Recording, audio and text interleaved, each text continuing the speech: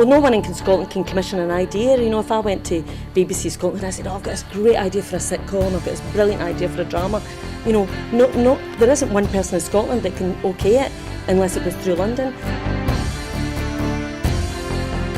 Good morning and welcome to another edition of Full Scottish. What's happening today? Hello and welcome to the Full Scottish here on Broadcasting Scotland. Scotland is going to be an independent country. That need, that desire for independence is ever stronger than perhaps it was in 2014. So there's an obligation that we've got to give leadership to that campaign. That's what Nicola Sturgeon, as our First Minister, has been doing. My feeling about Boris Johnson is he can't be trusted on anything. That is now and forever will be known as the rape clause.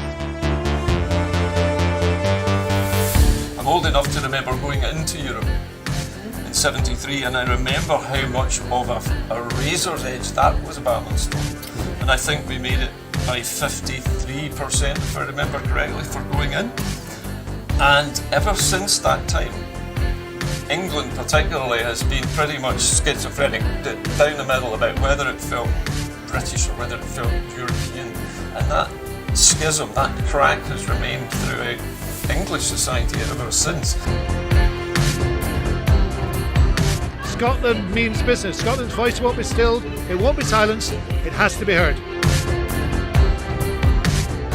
About the work that's been done by Broadcasting Scotland in giving community activists, yes activists, Scottish activists a platform other than the traditional media outlets.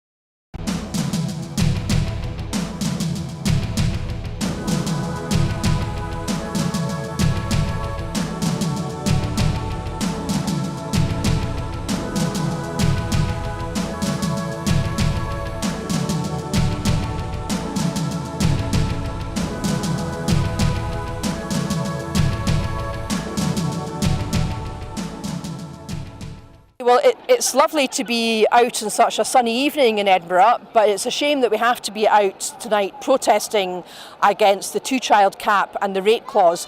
Well more than a year since Alison Thewlis, my colleague at Westminster, first spotted it in the small print of a Tory budget. Very glad to see such a huge demonstration today and so many people still coming along 1 year after the rape clause came into force to show their opposition to this vile and despicable policy. The UK government have never been able to justify this policy, and we saw that this week with Esther McVeigh's pathetic attempts to say that the rape clause was somehow double support for women and that gives them some kind of chance to talk about the most appalling and disturbing experience experience of their life.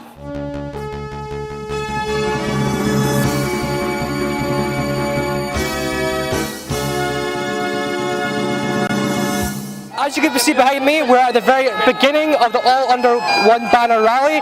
You can obviously hear the pipers behind me as events are about to kick off.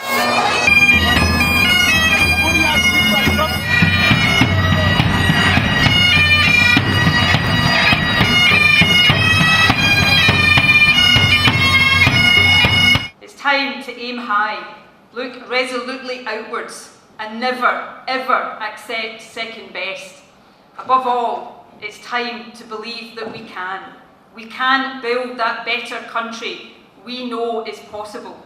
And friends, we will. If you enjoy watching our programmes, please help us to be Scotland's independent broadcaster by signing up to become a Broadcasting Scotland supporter.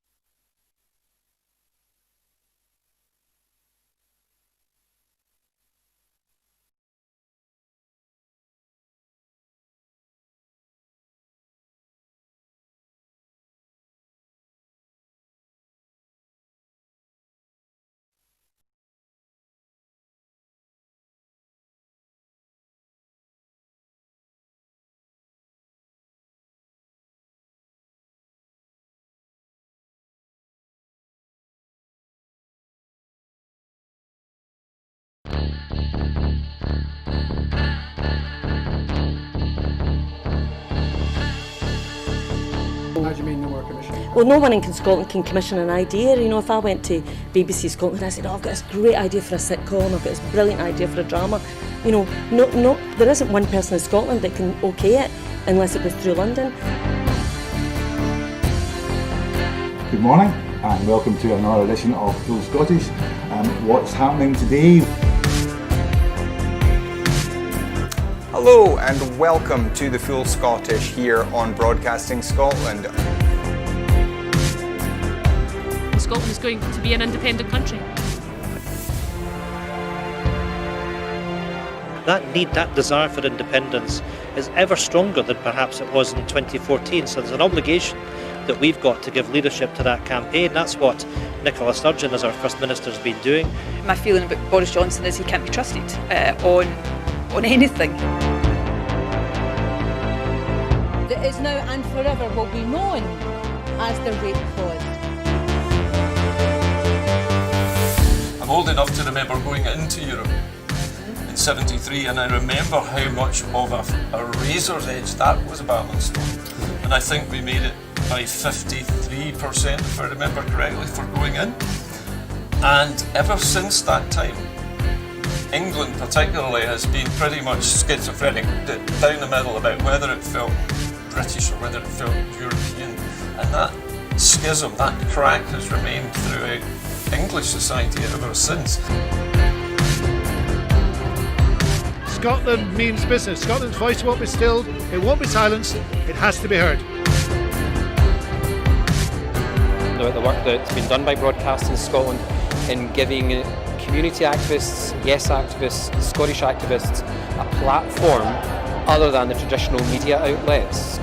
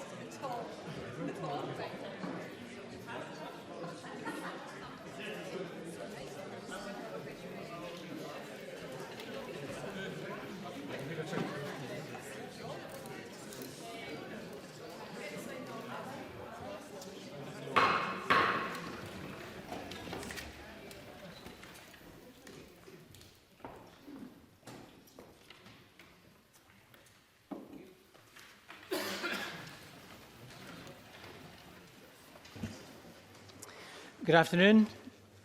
Our first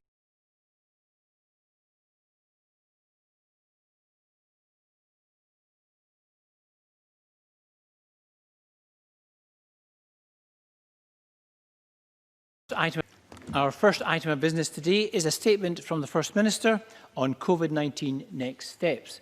The First Minister will take questions following her statement. I would encourage all members who wish to ask a question to press their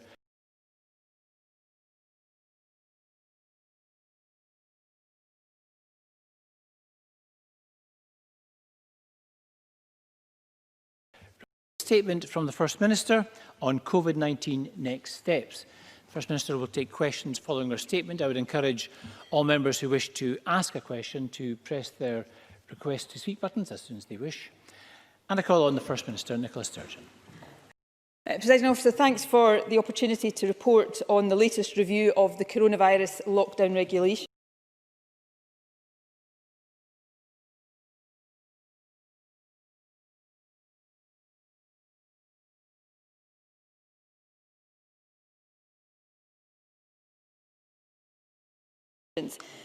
To press their request to speak buttons as soon as they wish. And I call on the First Minister, Nicola Sturgeon. Presiding Officer, thanks for the opportunity to report on the latest review of the coronavirus lockdown regulations. Firstly, I'll summarise the progress we have made so far in tackling the virus. I'll then set out the careful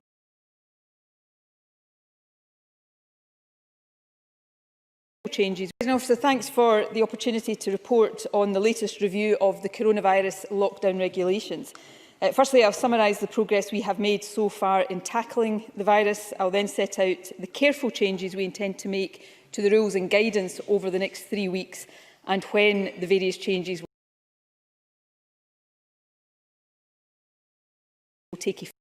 Firstly, I'll summarise the progress we have made so far in tackling the virus. I'll then set out the careful changes we intend to make to the rules and guidance over the next 3 weeks and when the various changes will take effect. And finally, I'll give details of some further work we have commissioned to inform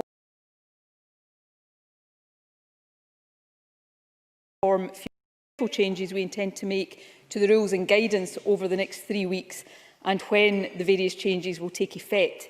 And finally, I'll give details of some further work we have commissioned to inform future decision-making. Let me start, though, with my usual report on the daily statistics. In doing so, I thank our health and care workers, indeed all key workers, for the extraordinary work they are doing.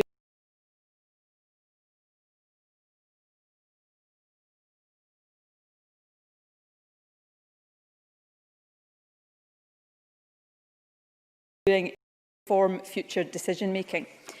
Let me start, though, with my usual report on the daily statistics. In doing so, I thank our health and care workers, indeed all key workers, for the extraordinary work they are doing in these incredibly testing circumstances. As at 9 o'clock this morning, there have been 18,077 positive cases confirmed, an increase of 11 from yesterday.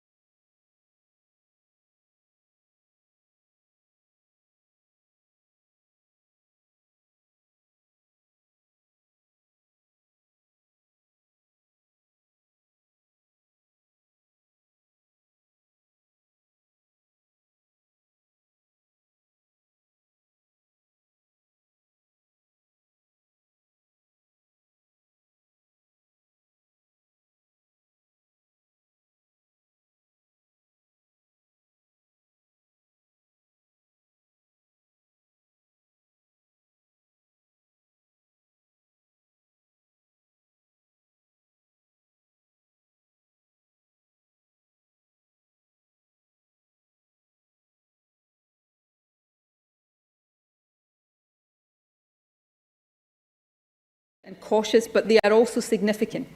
They restart more of the economy, they reopen more public services, and they allow us to see more of our family and friends. They also lay the groundwork for further changes to come. Crucially, we consider that if everyone abides by the rules and if everyone follows the guidance, and I cannot stress enough how vital that is, but if everybody does that, then these changes are, in our view, consistent with the continued suppression of the virus that is so critical to a sustainable recovery. Of course, the changes also mean that the overall message we will be communicating to the public must evolve too. The willingness of all of us to stay at home, be communicating to the public, must evolve too.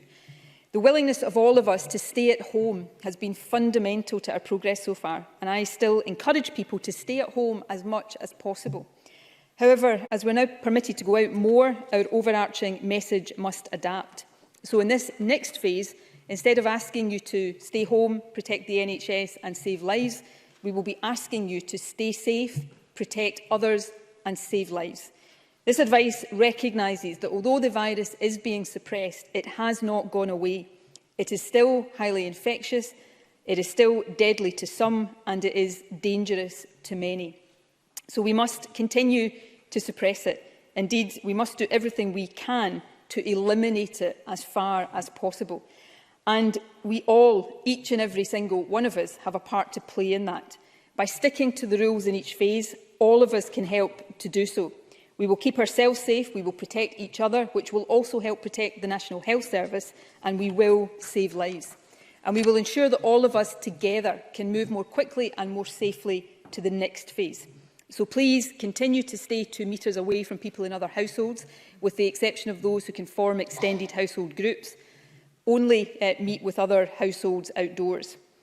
Wear face coverings in enclosed spaces, wash your hands frequently and thoroughly, and if you have symptoms of COVID, get a test and self-isolate immediately. And let me remind everyone, you can book a test at nhsinform.scot or by phoning NHS 24 on 0800 028 2816. And if you experience any of the symptoms, which of course is a new cough, a fever, or a loss of or change in your sense of taste or smell, please don't wait to see if you feel better the next day. Book a test immediately and follow the advice on isolation. And Presiding Officer, let's all remember in the weeks ahead, and this is perhaps now more the case than ever, the decisions all of us take as individuals will affect the well-being of all of us. So if we all act in that spirit of solidarity and love for each other, as we have been doing, we will get and we will keep this virus under control, and we will get our lives back to something that feels much more normal. Thank you very much.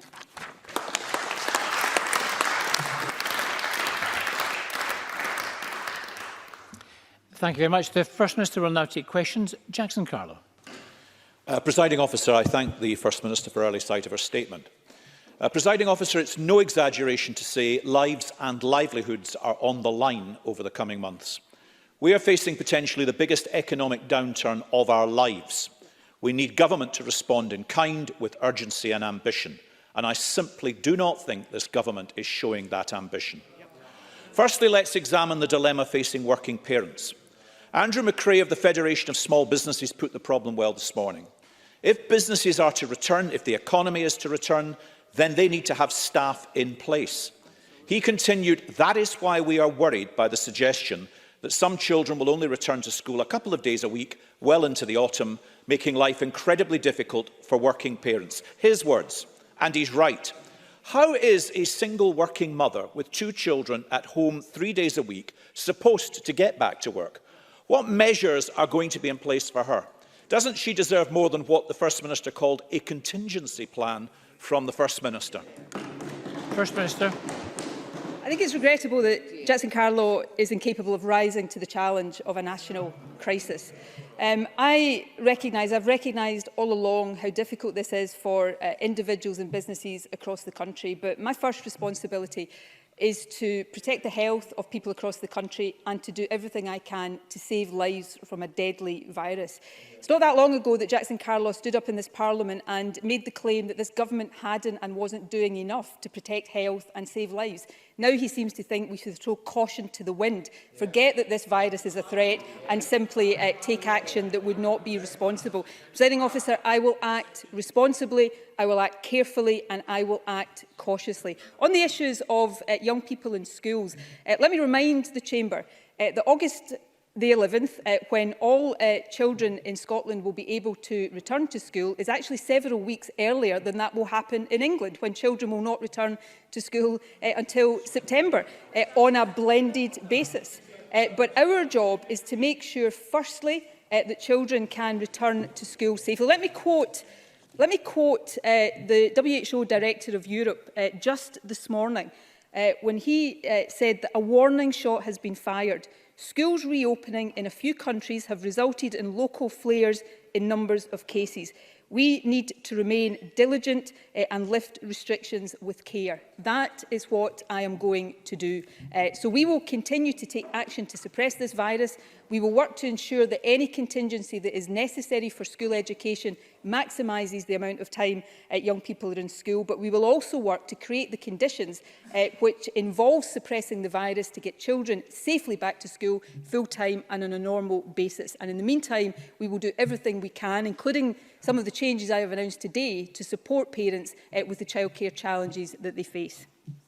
Jackson Carlo. Oh, Presiding Officer, I note the limited relaxations the First Minister announced. Indeed, I welcomed every one of them a fortnight ago when they were announced elsewhere, to much derision from her.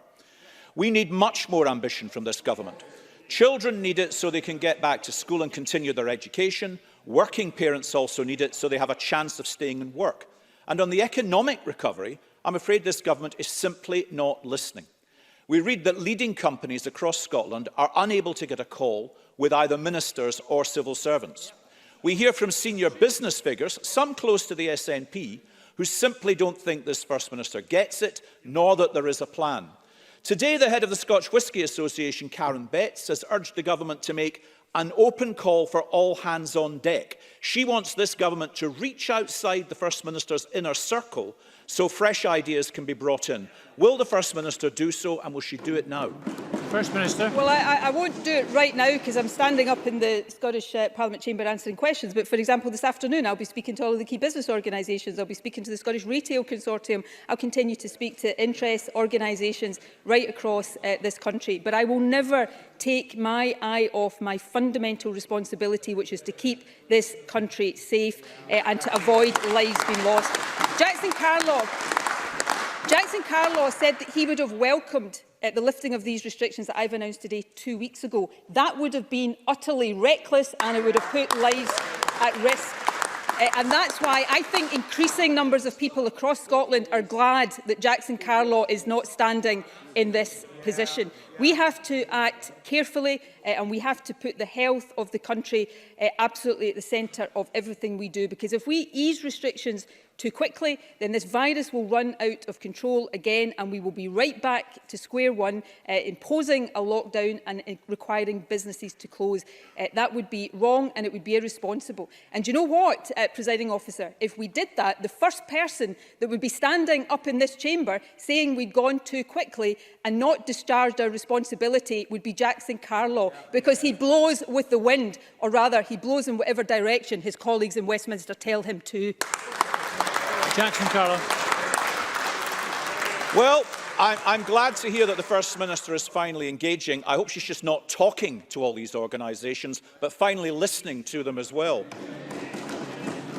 On the one hand, and she needs to, because she needs all the help she can get. On the one hand, the First Minister's top economic advisor is claiming that the UK is going to be the worst performing developed economy in the world and that Scotland will be even worse than that. On the other hand, the Finance Secretary Kate Forbes, the Minister who is supposed to be leading our response to this generational crisis, finds time to go on Twitter to attack the media for reporting his comments and insists it's all fine. Can someone tell Scotland's Finance Minister that Trumpian tweets don't make jobs? That getting the Twitter mob to blame the media don't make jobs? Isn't it the case that this SNP government simply doesn't understand or comprehend the depth of the economic crisis we're about to go through? I I have comprehended the depths of the health crisis, the economic crisis, the education crisis since day one. I, with my ministerial colleagues, have quite literally been working round the clock to steer Scotland through this crisis. And we will do that for as long as it takes. And we will continue to try to steer a steady, consistent and safe path for the country through this. I have despite the tone and tenor of changes today, prompted by the tone of Jackson Carlaw's questions, I will continue to try to do that non-party politically as far as I can. But I do, presiding officer, I do really regret the constant tendency of Jackson Carlaw to try to politicise all of these issues. And scrutiny is really important, but if anybody doubts that, just reflect on the fact that most of the things that Jackson Carlaw criticises the Scottish Government for, he supports when the UK Government are doing them. And there are many, many examples of that, from schools through to the economy, but perhaps the most egregious example of that inconsistency, if I can put it that mildly, presiding officer, is this. Jackson Carlaw, of course, who led the pack baying for the head of Cath Calderwood, lost his tongue over Dominic Cummings. That is the party political engagement and the inconsistency and the hypocrisy that has no place when you are dealing with a national crisis. This is tough. It is hard for individuals and businesses. It's tough and hard for governments the length all across the world. But my job is to focus on getting the country through that. And regardless of Jackson Carlaw's attempt to distract attention from that, which I suspect is more about distracting attention from the travails of a government somewhere else, I'm going to focus on that job at hand and get Scotland safely through this biggest crisis any of us have ever faced. Jackson Carlaw. Presiding officer, we all welcome plans to get the country out of lockdown, but Scotland doesn't just need a plan to open back up. It needs a route map back to recovery. It needs imagination, ambition and an open mind. But as one high-profile business figure was quoted last week, I'm not sure the SNP understand the scale of it all. What's the plan? There's deafening silence. Children need a plan so they can get back to school.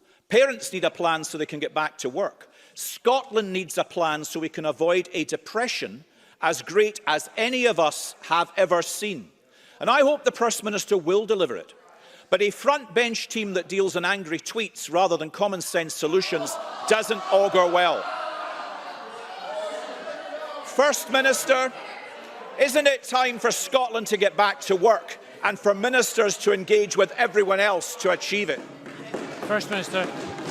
I think Jackson Carlaw should maybe deal with the Twitter trolls on his own benches before he starts to give anybody else lessons. Look, presiding officer, this is serious stuff, and where Jackson Carlaw is right, actually, and let me try to introduce a note of consensus, is Scotland does need plans for all of these things, and Scotland has and will continue to see those plans implemented. So what I'm going to do, I have to say, presiding officer, is leave Jackson Carlaw if he wants to, and I regret it, and I would welcome back into a constructive approach so that we can collectively get through this. But if Jackson Carlaw wants to continue just to snipe from the sidelines, then I will leave him to do that, because I've got hard work to do, and I am going to go on with a hard graft of getting this country through coronavirus, doing that safely and building the sustainable recovery that we all want. So I'll focus on that job, and I'll leave Jackson Carlaw to indulge in whatever makes him happy. Richard Leonard. Can I thank the First Minister as well for advance sight of her statement. Presiding officer, 4 weeks ago, when the government launched its route map out of lockdown, I said that the Labour Party stood behind the First Minister and the government. This is a national fight to eradicate a deadly virus, and that remains the case today. That does not, of course, mean that we won't hold the government to account, especially where there are yawning gaps between what is announced at daily press briefings and what is happening out there in the real world. 4 weeks ago, I asked the First Minister for 3 guarantees for easing restrictions. Firstly, sharing the evidence behind decisions to relax the lockdown. Secondly, maximising testing with a fully working test, trace and isolate system. And thirdly, that the strategy be agile enough to adapt quickly to changing circumstances. First Minister, the people we represent are not yet convinced that these guarantees are being met. And for the public to have confidence in easing restrictions, the evidence and the testing strategy must be robust and shared widely. And the truth is, we are still woefully behind in using the testing capacity available. As recently as last week, almost 74,000 tests went unused. 4 weeks ago, you announced that Phase 2 would include expanding visits from families to their loved ones in care homes. That was welcome and long awaited. And it's confirmed in today's document accompanying the statement. But with 85% of Scotland's care home staff still not being tested by last week, 1 month to the day after the Health Secretary said all staff would be tested regularly and repeatedly, what are you doing to ensure that this much-needed extension to visiting will be safe? Can you confirm that it will happen? And can you confirm when it will happen? First Minister. First of all, address Richard Leonard's 3 points. Firstly, evidence being published. We publish when we take the decision to go from one phase into another. The analysis of the evidence that is based on, that will be published, I think, early tomorrow, which will be available for people to read and to scrutinise and to ask questions on. Secondly, Test and Protect is up and running, and Test and Protect is working. The biggest challenge for us now is to make sure that every single member of the public out there know about Test and Protect, that they know what to do when they have symptoms, and they know where to go to book a test, and they know what to do around self-isolation. And when people are contacted to say that they have been in contact with somebody who's positive, they know where to go for support in order to self-isolate themselves. And there is already a campaign behind that. There will be information goes to every single house in the country over the next week or so, telling them exactly what to do. And every member of this chamber, I would argue, has a responsibility to help with that task. The testing capacity is there, the contact tracing capacity is there, and the support for those who require to isolate is there. So this is part of the big challenge we face in the weeks ahead. In terms of testing, we are expanding routine testing. Richard Leonard is just wrong in the figures he gives about the testing of care home staff. The latest figure is 22,500 have been tested through NHS labs. There will be additional number tested through the drive-through centres. That is a significant proportion of care staff, and we will be doing that testing on a regular basis. There will be further consideration given to other groups. Testing will have a role to play in future in terms of getting parts of society back to normal. And lastly, on the issue about visits to care homes, what the route map update that we're publishing today says is that we will give further consideration to that, and we will then set out when visiting on a normal basis can resume, although it is likely that will start with visiting outdoors. But our clinical advice says that we must take great care in that. The numbers of cases of coronavirus in care homes is reducing. The number of deaths, thankfully, is reducing. The number of care homes with outbreaks is reducing. But given the experience we've had in care homes, we want to tread very cautiously. But for people watching, I would remind them that there are already arrangements in place for visiting in end-of-life situations, and as I talked about yesterday in the Chamber, for other exceptional circumstances. So we will continue to take great care as we navigate through all of these things. And in all of this, I believe, I think I said the first time I stood in this chamber and addressed this, proper, robust scrutiny is really important for government as well as for everybody else. But what I will not be swayed by in any aspect of this is the normal political toing and froing. I have the biggest responsibility I've ever faced in facing this right now, and I'm determined to do the right things in the best way and at the right pace to get this country through this crisis. Richard Leonard. Thank you, Presiding Officer. And look, I understand the First Minister's caution, but it needs to be underpinned by the resources going into not just testing capacity, but testing being carried out, especially in those settings like residential care homes. Let me turn to something else. Just this week, we learned more about the impact of COVID-19 on the Scottish economy. manufacturing down 25%, retail and wholesale down 35%, construction down 40%. We know that businesses need a steady supply of work, and we know that unless something changes soon, blue-chip companies like Rolls-Royce and Alexander Dennis are facing a significant cut in capacity. We need action, and we need it urgently. Yesterday, in response to Neil Bibby, the First Minister said that instead of, I quote, lots of different task forces, there should be, and I quote, more joined-up strategic task forces. Let me say to the First Minister, what we need is not a reactive approach based on short-life task forces. We need a proactive, comprehensive, forward-looking, planned, long-term approach for the whole Scottish economy, which is why 4 weeks ago I asked the First Minister to work with us, to work with trade unions, to work with employers, to establish a new industrial strategy, a new plan for the economy and a new plan for jobs. Will the First Minister today finally commit to that, to save businesses, to save jobs and to build the Scottish economy back better? First Minister. I think I committed to it the first time he asked me about it, and indeed the Scottish Government is working already on the recovery in a whole range of ways. In an economic sense, we will have on Monday next week the recommendations from the group that Benny Higgins has been chairing for us, and that will also feed into the work that we're doing. And I welcome constructive inputs from people, members, parties, interests across this chamber. I would say on Richard Leonard's point about task forces, my comments yesterday about task forces were in response to another request from one of his members to set up a task force. So I think, perhaps criticising me for what I said there when it was responding to that request is perhaps just a little bit unfair.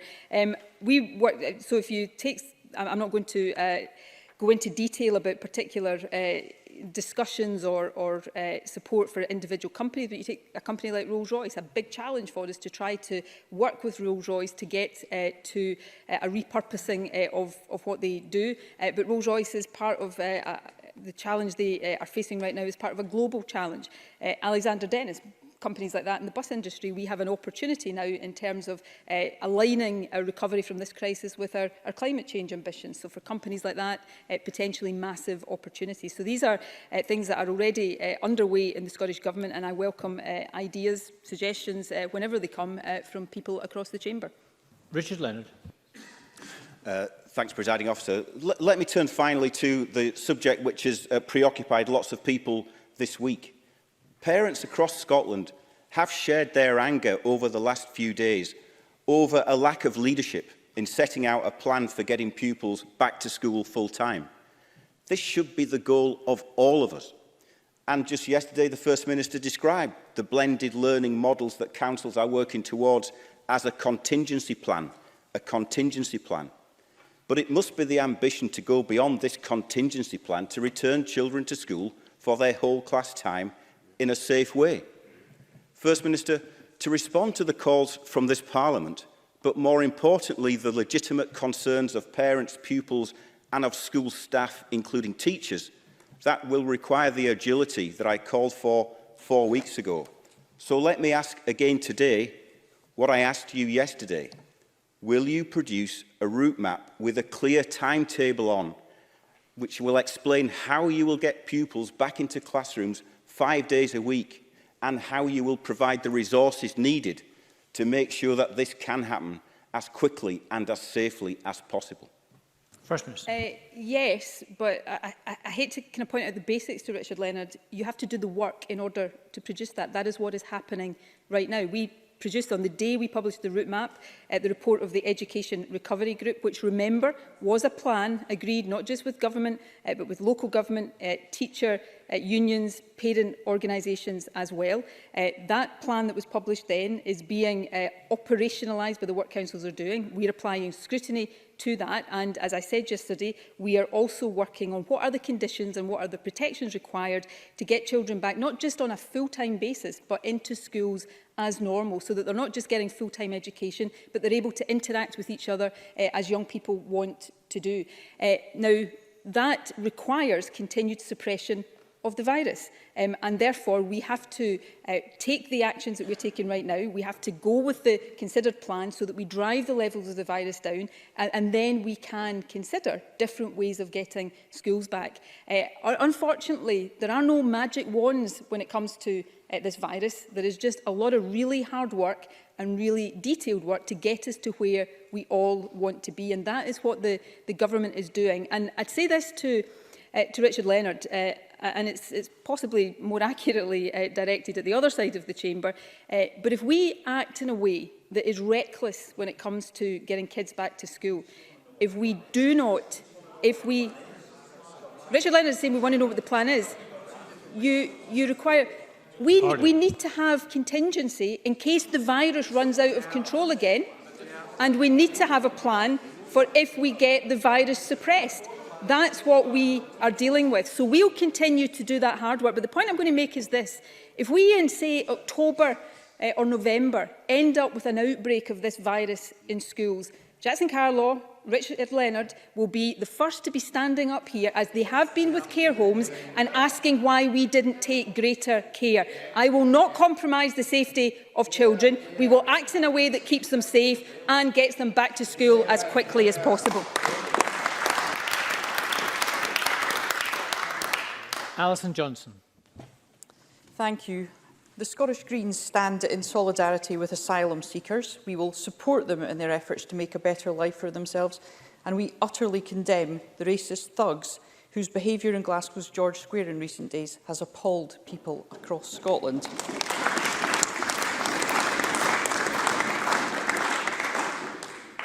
As the First Minister knows, around a third of households don't have access to a car, and in Glasgow that figure is more than 50%. The First Minister will understand the relief of some of the lowest paid workers that public transport services are being increased as we enter phase 2, although many will be concerned about the practicalities. Because without adequate transport provision, many people face the real possibility of being unable to get to work, of losing their jobs. So how will the First Minister ensure that those who most need access to public transport get it? Can I firstly associate myself with Alison Johnson's opening remarks? The scenes in Glasgow last night were horrifying and disgraceful, and we should be pretty blunt about the cause of that. It was not people protecting statues or the cenotaph. It was a bunch of racist thugs seeking to pour out their prejudice, vile prejudice against asylum seekers and refugees. It is not what Scotland is about. Welcoming refugees and asylum seekers is part of who we are, and we should stand against the scenes that we saw in Glasgow last night, and those who broke the law, in my view, should face the full force of it.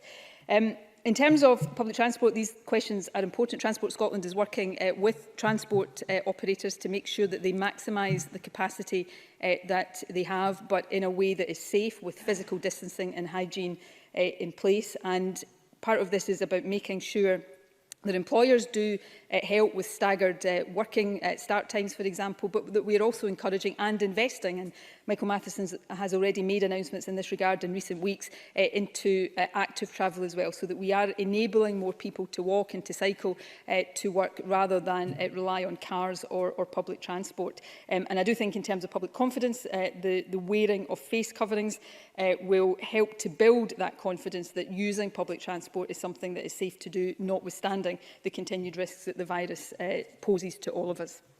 Alison Johnson. Thank you. I welcome the First Minister's statement regarding face coverings and their place in protecting our key transport workers on our buses, our trains and our ferries. And the First Minister is quite right. This will encourage confidence on those who rely on these vital services. But of course, public transport will inevitably be running at a greatly reduced capacity. So it is critical that businesses continue to follow Scottish Government advice to work from home wherever that is possible. Now, the First Minister has suggested staggered start times. It's important that we all avoid rush hour, but this will become increasingly challenging in the weeks and months ahead as businesses begin to open. So what steps will the Scottish Government and Transport Scotland take to ensure that businesses comply with this wherever possible? First Minister. There is active engagement across all sectors to make sure that there is, we're publishing guidance for all sectors about safe opening. The responsibilities on employers to make sure that they do what they can to be flexible with workers. One of the things that we want to encourage all employers, and I should have mentioned this earlier on, is to make sure they play their part in making sure that the public know about test and protect and what to do if they have symptoms. So again, none of this is straightforward. Anybody in any part of the chamber who stands up and says any of this is straightforward is doing a disservice to the public, individuals and businesses right across the country. This is difficult, it will continue to be challenging, and we have to work through these issues just as we have been doing for the past 3 months, and all of us have a part to play. Government has a part to play in making sure the guidance is in place, and where necessary the support, including financial support, is in place. Employers have a responsibility to make sure they are supporting their workers. Individuals can help by walking and cycling where possible, and working from home where that is possible as well. And just as collective action and endeavour has got us to where we are right now in tackling this virus, it will continue to be important as we work through the significant challenges that still lie ahead. Willie Rennie.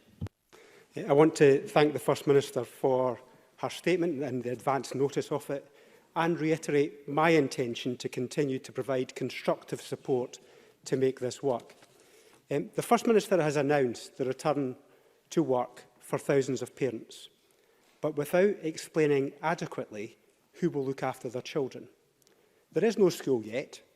Childminders are still limited and can be costly. Critical childcare is strictly limited too, and grandparents and friends are still largely off limits. I've asked this twice already this week, but it is still not clear. How will parents who are required to work get the childcare that they need? First Minister. Look, this is it's an important question, but I'm going to be really frank. There is no single, straightforward answer to any of these questions right now. And that's hard for me to say, and it is hard for people to hear. I recognise that, but you look at any other part of the UK right now, and there are no straightforward answers to these questions. We are still dealing with an unprecedented challenge. So we have to try to balance things as far as we can. So we are still saying to employers that they should be encouraging home working and supporting home working where possible. They should be flexible where there are childcare issues. We are increasing, and we will continue to try to increase as far as possible access to critical childcare beyond what has been available so far. The steps we've announced today, well, it's not their principal motivation around extended households. I would hope we could expand that concept in the next couple of weeks perhaps, that makes more informal childcare possible. So none of this is straightforward. There is no magic solution to dealing with a situation in which, to save lives, we have had to close down big parts of our economy and society. And as we open them up again, we're having to do it carefully in a gradual way. And I recognise how difficult that is for people. But if I try to pretend there are easy solutions, or if I try to go too quickly in order to try to create solutions before it is safe to do so, then I risk taking the whole country backwards with the virus running out of control. And I've already quoted it, so I won't quote it again, but the comments from the WHO this morning are very sobering indeed. The quote actually ended with him saying he wanted to repeat himself, that the risk remains high across all member states. So unfortunately, that means continued caution, and for many people, I recognise that means continued inconvenience and disruption that we will do everything we can to mitigate in the weeks ahead. Willie Rennie. The First Minister knows I support this approach, but the problem is the First Minister is asking them to return to work. Their employers are expecting them back, and they can't afford to stay off work because the furlough is ending. The changes today on childcare are minor, and the government does not plan to lift restrictions on childminder capacity until phase 3, which is at least 3 weeks away. Now, I do support caution, and I also support a joined-up approach, but I am afraid the route map and the guidance is not joined up. They are flawed. So how is the First Minister going to fix this? First Minister. Well, I don't know whether Willie Rennie is saying we shouldn't open up carefully parts of our economy, or whether he's saying we should put children into unsafe environments. But we are seeking to join it up. So we are taking a phased approach through phase 2. So we are not asking people to go back to work until a later part of the phase, when we hope we will be able to, for example, extend the extended household concept, and we will then be getting into the period where we're making decisions for phase 3, which will open, I hope, other possibilities around childminders and other early years settings. So yes, I accept there is no perfect alignment with any of these things right now, but that comes from the uniqueness of the situation and the severity of the situation we're dealing with. What we are trying to do is to get these steps in as much alignment as possible, and we will continue to try to do that. And I would say again that the more we continue to suppress the virus now, the more we open the possibility of being able to go more quickly in future. So none of this, as I keep saying, is easy or straightforward for anybody out there across the country. And if people want to put forward alternative suggestions, I will always listen to those. But we are taking a considered, careful and planned way forward, where different individuals, different interests, different businesses and organisations, with the support of government, all have to play our part in getting us through this. It is not easy, but there is really no alternative to taking this careful route that we're taking right now. Thank you very much. Got a big interest, as you can imagine, from members across the chamber. I'd encourage everybody to keep it succinct to the point. Claire Adamson, to be followed by Miles Briggs. Thank you, Presiding Officer. Can I thank the First Minister for her question and share with us her the interest in the economy being boosted, but as safely and as carefully as possible. Many businesses have stalled in their ambitions to develop business premises and are keen to move on. However, what will phase 2 mean for the operation of organisations such as the Valuation Joint Boards, where the process of getting up and running is being stalled due to the constrictions of COVID? First Minister. Well, in terms of, we've said non-essential offices right now should remain closed, but other indoor workplaces can start to reopen. For lots of organisations, they have been doing a lot of work online and virtually, and with supporting people working at home. And it's important that we continue to support that way of working. But increasingly and progressively over these next few weeks, we want to see more businesses able to return to something that is closer to normal, because particularly in the areas of public services or quasi-public services, that is also essential for getting other things moving. Getting registration offices open, even for essential business, is important to allow limited weddings and civil partnerships to take place. So this is a very complicated puzzle for all of us, and we have to try and get all of those bits working together as best we can. But I would just remind people that every single government, certainly across the UK and across the world, is grappling with these same issues right now. We look to learn to see whether other countries are doing things differently, but there is no straightforward, simple way through this. We are dealing with a deadly virus for which there is still no cure and not very many treatments, although we had some positive news on that front this week. So that's the situation we face, and anybody for whatever purpose or for whatever motivation is trying to pretend to people that there are simple solutions here that we're just not bothering to find is really doing a disservice to the severity of the crisis that we're facing. And I know that's not what Claire Adamson is doing, but some of the other comments in the chamber today seem to sound a bit like that. Miles Briggs, be followed by Ian Gray. Thank you, Presiding Officer. First Minister, more than half of dental practices in Scotland surveyed fear they will not survive the coronavirus crisis. Dentists feel there has been a total lack of transparency and information provided to them by the Scottish Government. So can I ask the First Minister, what support will Ministers provide this vital part of our health services, given today's statement lacks any detail for the full restoration of dental services in Scotland? Because if we don't see action from the Scottish Government, all of us fear that this public health emergency will turn into a long-term public health crisis. First Minister.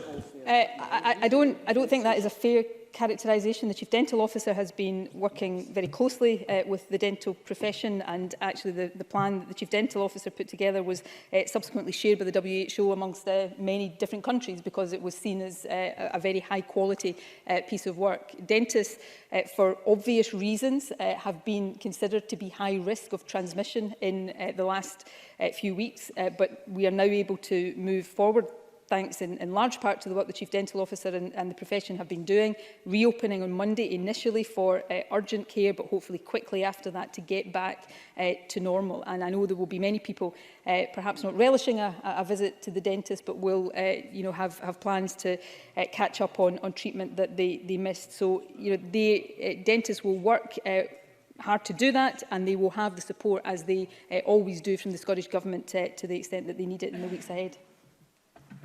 Ian Gray to be followed by John McAlpine. Thank you, Presiding Officer. Phase 2 allows university lab research to resume, but universities are also setting budgets right now for teaching and learning next academic year, in which they face a shortfall of at least £500 million. They have still had no indication of how the Scottish Government will support them through that. So when will the Scottish Government respond to the crisis in the university sector, critical to our economic recovery?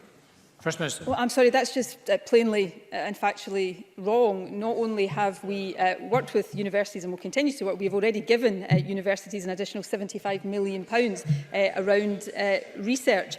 So we will work with the universities, as we will work with every sector that has been affected by this crisis, and we will do that methodically, we will do that step by step. But the biggest thing we can do for any sector, for any interest, for any business right now, is create the conditions in terms of the suppression of the virus that allows them to get back to normal as quickly as possible. So we will continue to work across all of these things to make sure that whether it's universities, businesses have the support that they need from the Scottish Government, as they have been getting throughout the crisis so far. John McAlpine to be followed by Jamie Green. Thank you. Can the First Minister confirm that all changes apply across the whole country, including islands and remote rural areas? And will she confirm that with the continued 5-mile limit for leisure, people should still avoid making day trips to islands just for recreation? First Minister. The changes that I have announced today apply throughout the country and in every part of the country, and part of what will be done as part and parcel of scaling up public transport will be to look at the capacity on ferries to allow people who require to get off islands to visit family in the way that all of us are now enabled to do, can do that, or people who need to get onto an island to visit family can do that as well. So it's important that people on islands get to take advantage of the freedoms that we're all able to enjoy now. But I would say that the restriction that we are asking people to abide by in terms of travel for recreation and leisure is important, and that also applies across the country. So we would ask people not to go more than 5 miles for leisure, not to flock to beauty spots or tourist attractions, because these kinds of things still pose a risk and they put pressure on parts of our infrastructure that are avoidable at the moment. But we very much hope to lift that restriction when we go into the next phase, not least because we look forward to seeing our tourist industry resume from the 15th of July. Jamie Green to be followed by Jackie Bailey. Thank you. The First Minister said yesterday that she would move heaven and earth to get schools reopened. I agree. And I also agree that the health of our children and their families is important too, but this should not be a choice between losing your health or losing your education. So let me ask, if the Government's own advisory group reports back to Government that the current social distancing guidelines can be reduced, councils will have to rewrite their current plans, and that will come at a cost. So First Minister, how much will local authorities be given to support them deliver this most fundamental of children's rights, the rights to an education? First Minister. Well, firstly, I agree it's not a choice between education and health, but you can't have one without the other. So you have to make sure that we prioritise both, and that's exactly what we will do. And in terms of it's interesting the Tories, just write a blank cheque, which is never the approach they take in government to anything, not even until they're absolutely forced to free school meals for children. We work with councils, and we will work with councils to assess their plans, what they're required to do, and if those plans change, as plans almost in every sector might change as the experience of the virus changes and what we need to do to tackle it changes, then we will work to support in the way that we have to. And if that requires resources, we will make those resources available. We will do that in a proper process of dialogue and engagement, because that's the right and responsible way to do things when you're actually responsible for delivering things, not just talking about them. Jackie Bailey, to be followed by Maureen Watt. The First Minister will be aware that Scotland's GDP fell by 18.9% during April, the largest monthly fall ever in Scotland. Andrew Wilson, author of the SNP's Growth Commission report, warned that Scotland was heading for the worst economic slump in the developed world. First Minister, is Andrew Wilson right? And of course she will be aware that economic poverty kills as much as any virus. So what will she do to save jobs and tackle poverty?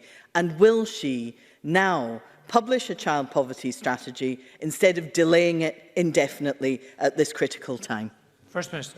Can I just say, as an aside, Andrew Wilson's a great friend of mine and colleague, somebody, former colleague, somebody that I have huge respect for, but it does amuse me actually, and I need any amusement I can get right now, that when Andrew Wilson is arguing for the SNP and the cause the SNP stands for, according to the opposition, he's wrong and usually a corporate lobbyist, but when he's saying things that can be construed as criticisms of the SNP, suddenly we've got to take it all as gospel. So I look forward to perhaps the same respect for Andrew Wilson emerging across the opposition benches when he's arguing the case for Scottish independence. But on the points about GDP and poverty, they are important points. Of course, GDP has fallen. We saw the UK fall of over 20%. We have put the economy effectively into hibernation. The challenge now is to get the economy safely out of hibernation so that we see as quick as possible a recovery in GDP, which will be more possible than it would have been otherwise had there not been that attempt, which, to be fair to them, the UK government led in order to protect the productive capacity of the economy. In terms of child poverty, this government has done more than any other across the UK to tackle child poverty. We will be taking forward our plans for the child income supplement. We have made announcements around the free school meals and food insecurity. And in terms of the child poverty strategy, I agree we have to get that in place as quickly as possible so that we can do the additional things we need. But anybody who doesn't recognise that the world has changed fundamentally in the past 3 months, and therefore we need to take a pause to make sure that our strategy that we do produce takes account of the changes and the much greater challenges we now face, I don't think is perhaps thinking about this as closely as they need to. So that commitment to tackle child poverty, which was strong going into this crisis from the Scottish Government, is even stronger coming out of it. Maureen Watt, to be followed by Donald Cameron. Thank you, Presiding Officer. The hospitality industry will no doubt be disappointed, but I hope understanding about the need to wait a little longer before opening beer gardens. I welcome the First Minister's comments that local authorities have been asked to be flexible about allowing the use of outdoor spaces. But will the Scottish Government also meet with the hospitality industry to discuss what further steps can be taken to support the sector, particularly the extension of furlough and reductions in VAT? First Minister. Yes, of course, we will have ongoing and close engagement with the hospitality sector. We are already and will continue to argue for the extension of the furlough scheme, and also for the UK Government to look at how that can perhaps be targeted in the future on particular sectors that are having a longer impact from the crisis. We will also continue to look at the support we can bring to bear for sectors like hospitality and tourism. I understand the hospitality sector will be disappointed at not having a specific date today. As I said earlier on, I hope we can still give that within this phase 2. But some of the most concerning emerging evidence about the virus is what is referred to as super spreading evidence about the risks in some settings, which comes from a range of different things, often associated with how people are breathing, if they're shouting over noise or exercising. We must understand that properly in order to make sure that any mitigations that are required are put in place. That's why we've commissioned that further advice. We will have it within a couple of weeks, and I hope then that opens the way to an opening for the hospitality sector. And I think it's important that local authorities do think about how they can provide additional space, outdoor space that wouldn't normally be used, so that over the remainder of the summer months we can see the hospitality sector start that process of recovery. Donald Cameron, to be followed by Neil Findlay. Thank you. On a similar topic, hospitality businesses, be they pubs, cafes, hotels or restaurants, are in despair. They will be bitterly disappointed by this statement and at the lack of detail within it. For this sector, every day matters at this time of year. So can the First Minister give a firm date when the review of the 2-metre rule will be published? And will that review contain a full and rigorous analysis of the science around this issue? First Minister. Look, I recognise how difficult it is for the hospitality sector, but I hope the member was not suggesting that we just go ahead regardless of the concerns that have been addressed.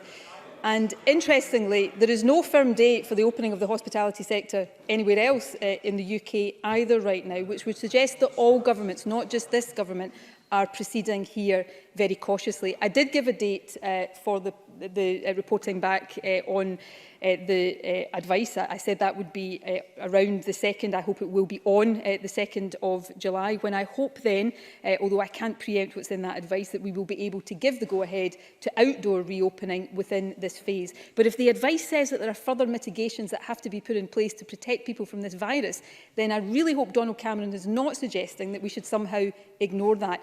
There is a sense, and I understand it with the general public. I'm less understanding when it comes to other politicians who should understand the risks that we still face. But there is a tendency for people listening to these exchanges right now to think that everybody thinks this virus has gone away. This virus has killed more than 4,000 people across this country. There are 4,000 families grieving people right now as a result of this virus, and to suggest we proceed recklessly, I think is wrong, and I will not do it.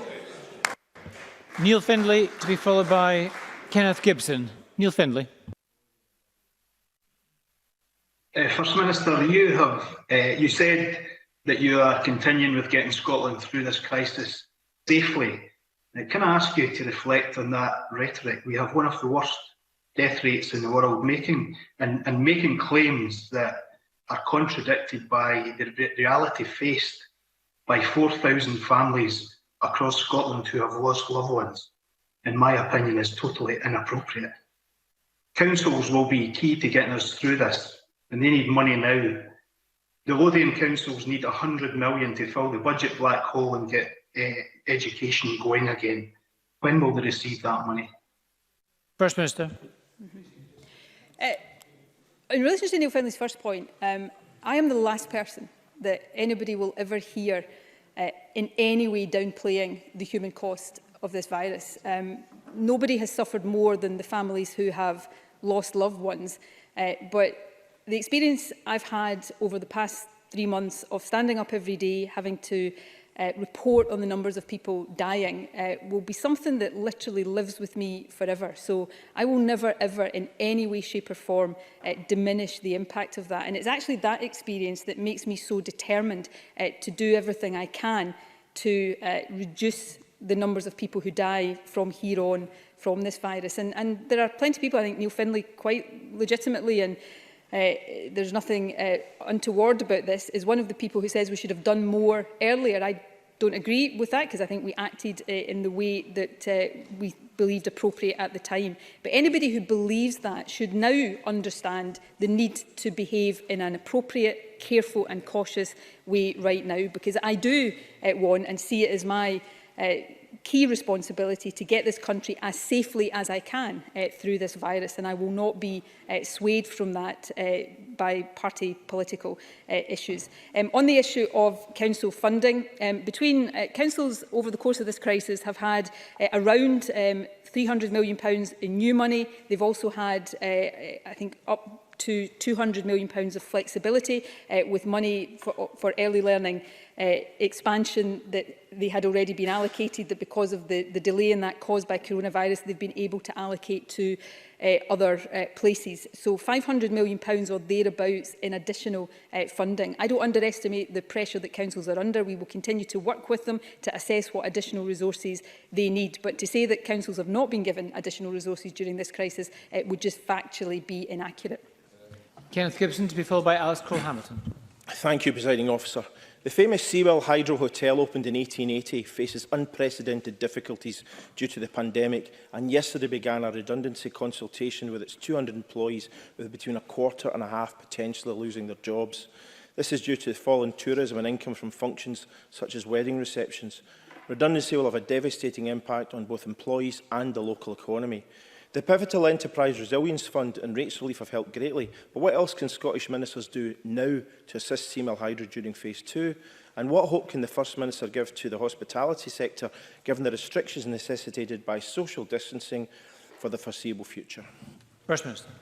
Well, as Kenny Gibson knows, I grew up in Ayrshire. The Seamell Hydro is a place I know well, and I know how distressed everybody associated with it will be at this point, and that is a feeling that will be replicated across the entire hospitality sector. There's no doubt that the loss of much of the summer season is putting many businesses at risk.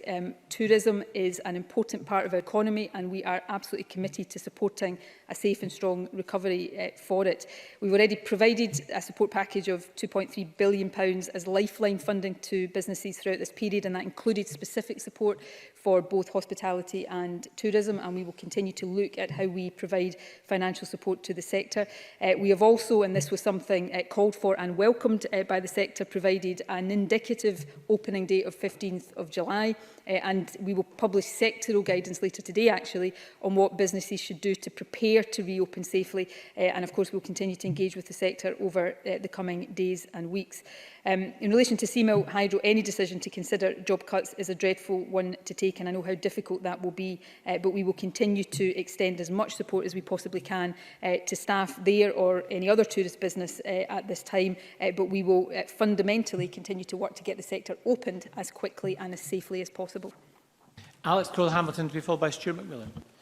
Thank you, Presiding Officer. Can I sincerely thank the First Minister for her remarks opening zoos on the 29th of June. Over 5,000 people joined our campaign to ask her to help Edinburgh Zoo reopen, and that will be a much-needed lifeline.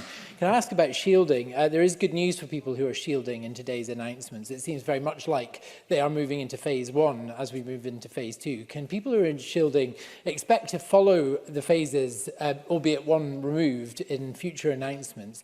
And can I also ask her to specify, when she talks about extended family groups, can people who are shielding be part of those extended family groups? First Minister. No, I said that in my statement. I appreciate it was possibly difficult to follow all the detail, but absolutely not, and that's a really important point of clarity. On the point about shielding more generally, I wouldn't say that there should be an expectation that it will follow one phase behind, not least because we hope by the end of July to give much more tailored advice to people in the shielding group that is much more specific to the conditions, which will allow them to take a more informed and risk-based approach, which I would hope would bring the shielding group, albeit that they will no doubt continue to have to take additional precautions and be much more conscious of risk, more into line with the general population. But we will continue to ease those restrictions as much as possible, and I think it is really good today that we've been able, on the advice of our clinical group, to go further than we thought we would be able to go last week. On zoos, I will be delighted to see Edinburgh Zoo reopen on the 29th of June. We will also, later today, I can confirm, provide some emergency support funding for zoos in Scotland. The aim of the funding will be to prevent animal welfare issues. It will be based on need. 1.6 million is being made available for grants and a further £1 million for loans. So hopefully, as well as the reopening date today, that additional financial support will also be welcomed. Thank you. Stuart Macmillan, to be followed by Graham Simpson. Thank you, Presiding Officer. The First Minister said that further discussion will take place on making face masks mandatory in retail outlets. The First Minister will also be aware that trade unions are concerned about staff having to enforce such a policy. Will trade unions actually be part of that discussion? Yes, they very much will be, as we are seeking to involve trade unions in all of the discussions we are having. I recognise the concern that shop workers have about being in a position where they are having to enforce people wearing face coverings or take action if they're not, and we don't want shop workers to be in that position. So we will have some further consultation to try to work out these issues, and we'll come to a conclusion on this. I think there is a strong case, as there is on public transport, for the mandatory wearing of face coverings, but we need to work through these issues properly. And what I would say to people across the country is don't wait for a decision on it being mandatory. It is for your protection. For the reasons I set out earlier on, by wearing a face covering, you protect other people, and other people wearing a face covering, they protect you. So please, to people across Scotland, do it now. If you're in a shop, and as you will be required to on public transport from Monday, make sure you cover your face. It's not a medical mask we're asking you to wear, it's a face covering to give that additional protection. But it is the other things, physical distancing, hand washing, cough hygiene, that are the most important things in reducing the risk of transmission. Graham Simpson, to be followed by Polly McNeill. Thank you. Can the First Minister tell us what the scientific basis is for her view that outdoor markets are safe to open, but not beer gardens? First Minister. I would genuinely refer Graham Simpson to lots of material that is already published, not just the scientific evidence that I would get directly. There is a lot of emerging evidence that particular locations, including pubs, indoors or outdoors, could be a higher risk of transmission.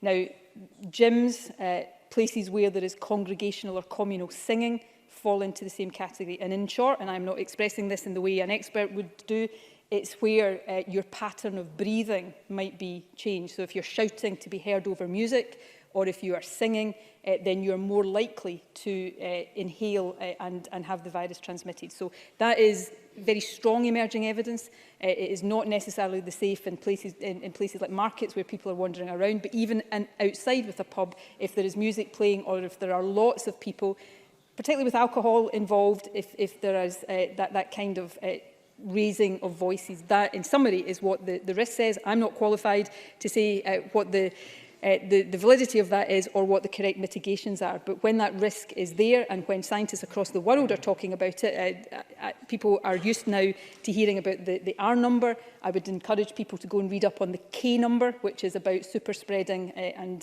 the kind of situations that I've spoken about. And when there are these risks, it would be reckless and irresponsible of me not to understand them better before taking decisions to reopen pubs. Pauline McNeill, to be followed by Fulton McGregor. Presiding Officer, the First Minister is aware that the hospitality sector faces catastrophic job losses dependent on the decisions that she takes in the future. And the city that we both represent, Glasgow, is very dependent on the hospitality sector. They lock down when they were asked to, but many in the hospitality sector don't feel that they get the comfort that they need. They are terrified that the furlough scheme, which ends in October, will finish well before there's any recovery plan in place. I've listened carefully, First Minister, to what you've said to others, and I fully understand why you can't give indicative dates. I totally accept that. But you don't seem to have addressed in any specific way what recovery plan or what assistance that you can give the hospitality sector. So I ask you, if you have any thoughts on a recovery plan specifically for the hospitality sector. Many businesses don't get grants because they have rates over 51,000. And I just would like to hear in some detail, if you work with the sector, which you've said that you'll meet with, to talk to them about what specific recovery you can offer. First Minister. Well, let me address some specific strands of that. We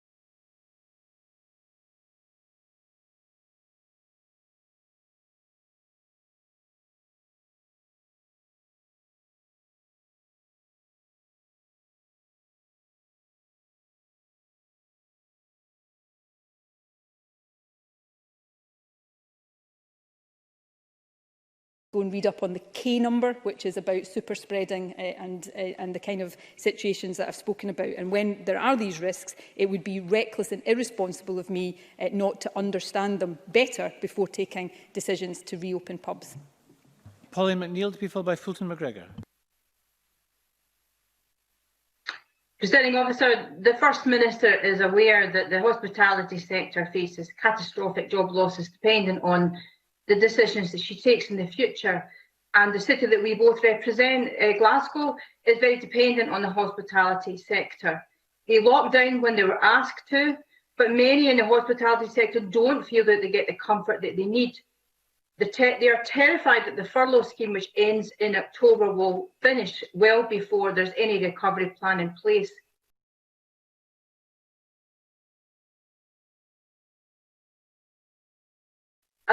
Many in the hospitality sector don't feel that they get the comfort that they need. They are terrified that the furlough scheme, which ends in October, will finish well before there's any recovery plan in place.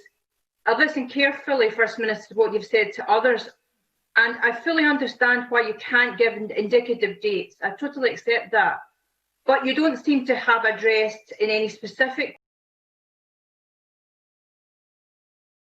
way. I've listened carefully, First Minister, to what you've said to others, and I fully understand why you can't give indicative dates. I totally accept that. But you don't seem to have addressed in any specific way what recovery plan or what assistance that you can give the hospitality sector. So I ask you if you have any thoughts on a recovery plan specifically for the hospitality sector. Many businesses don't get grants because they have rates over 51,000, and I just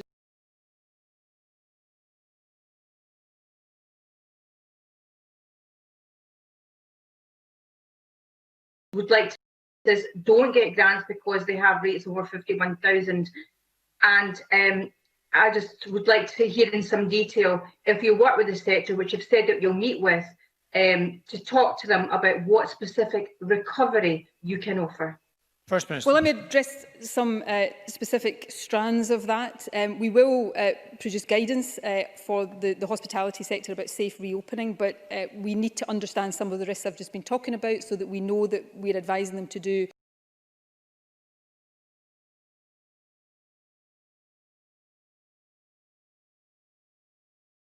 the right specific strands of that.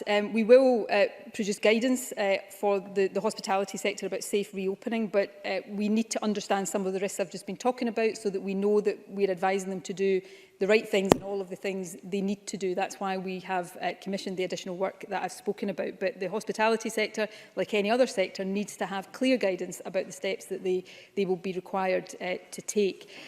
Secondly, I think I've heard from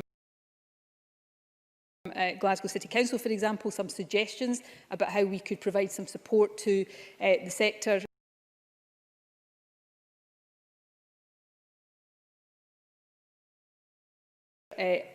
to take. Secondly, I think I've heard from Glasgow City Council, for example, some suggestions about how we could provide some support to the sector over the medium term, specifically financial support in terms of trying to reduce some of the burdens that they're under, and we are looking at them closely and will engage with the sector specifically on them. And then thirdly, on the furlough scheme, I very much hope that we will be well on the way to recovery, but this is dependent on suppressing the virus over the next few months. But I have said before,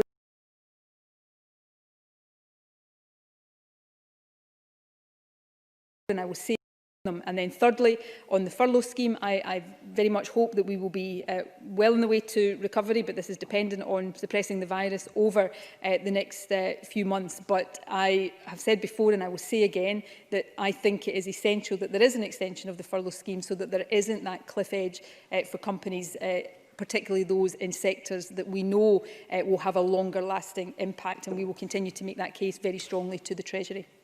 And Fulton McGregor. Thank you, Presiding Officer. The First Minister has confirmed that face coverings will be mandatory from Monday on public transport. Can she advise if there are any plans to encourage people to wear them by providing masks at train stations, for example? First Minister.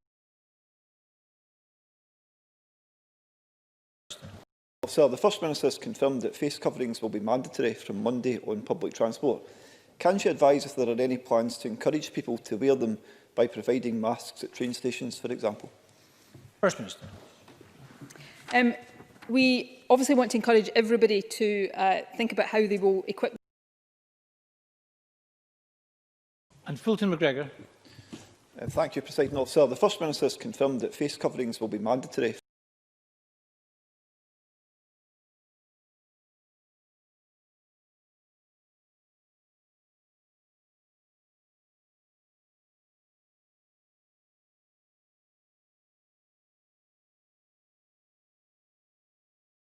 Obviously want to encourage everybody to think about how they will equip themselves if they're travelling on public transport from Monday. Passengers are advised to use simple face coverings, scarves or bandanas, for example. This is not about a request or advice for medical face masks. We do, though, expect, understandably, that there will be a small number of passengers who might not have immediate access to face covering or might need some encouragement. So we're working with ScotRail to help travellers across the rail and bus industry in the initial stages to make this change. ScotRail have a supply to give away to passengers in the early days, and this will be distributed at rail stations and major bus stations. But this will be for a limited period of time to give travellers the opportunity to source their own face coverings. And I would stress that these are simple face coverings.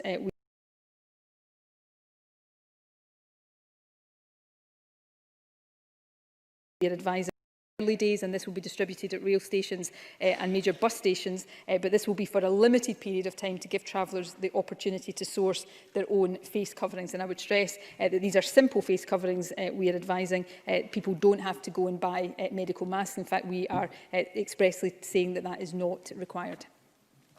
Thank you. And I'm afraid that's all we have time for. We have to move on to the next item of business. Apologies to members I wasn't able to call. We'll just have a short pause before the next item of business. I urge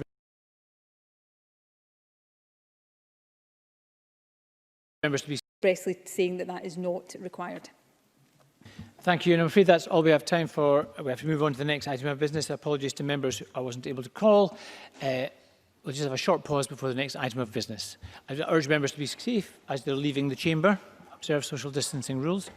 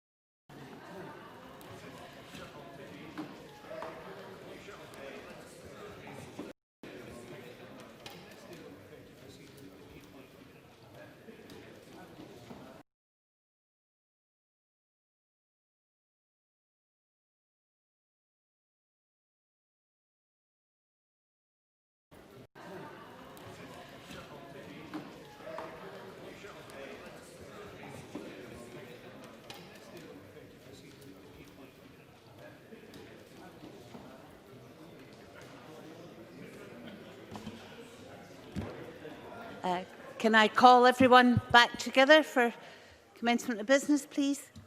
And the next item of business is portfolio questions. The first portfolio is Constitution, Europe and External Affairs, and I would remind members that questions 1 and 5 are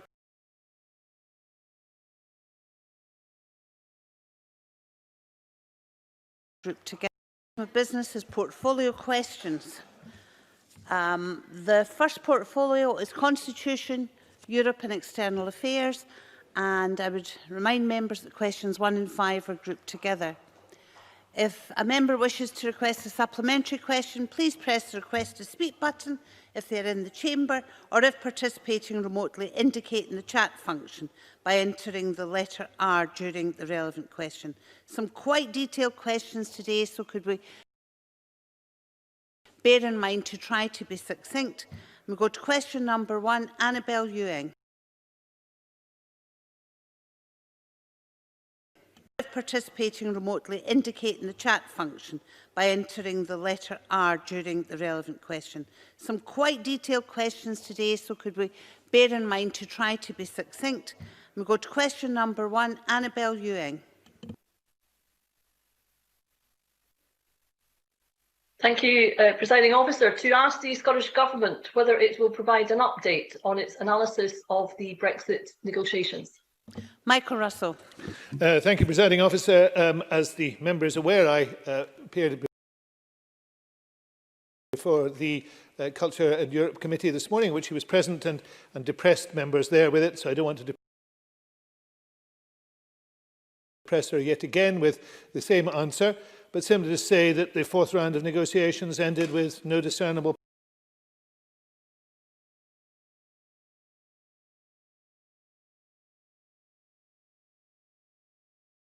progress. The Culture and Europe Committee this morning, which he was present, and depressed members there with it, so I don't want to depress her yet again with the same answer, but simply to say that the fourth round of negotiations ended with no discernible progress. The same intractable disagreements remain, and there is no political movement on them. There was a discussion between the Prime Minister and Ursula von der Leyen on Monday, and there was an indication that they wished on both sides to intensify discussions, but with no indication that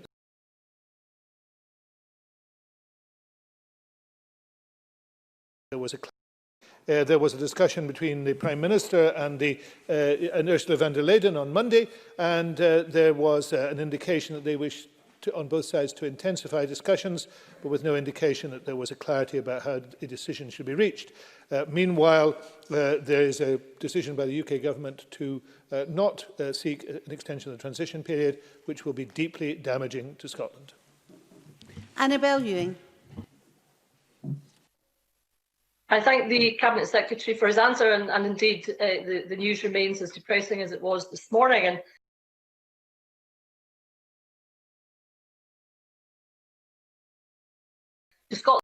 to Scotland. Annabelle Ewing. I thank the Cabinet Secretary for his answer, and indeed the news remains as depressing as it was this morning. And to Scotland's extreme misfortune, we are stuck with an extraordinarily reckless UK Tory Prime Minister who we did not vote for, who is furrowed to an ideological political obsession that we do not subscribe to, which will cause untold damage to our economy, to jobs, and indeed to our way of life. Cabinet Secretary, my constituents of Cowdenbeath did not vote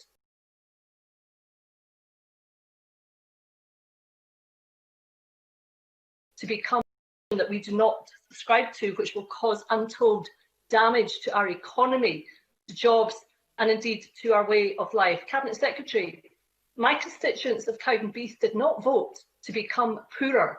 Surely there must be a better path for Scotland. Michael Russell. There is indeed a better path for Scotland. That is the path of independence, as you are well aware. And of course, the moment I mention that word, there is baying from the Tory and Labour benches. But really what they have to do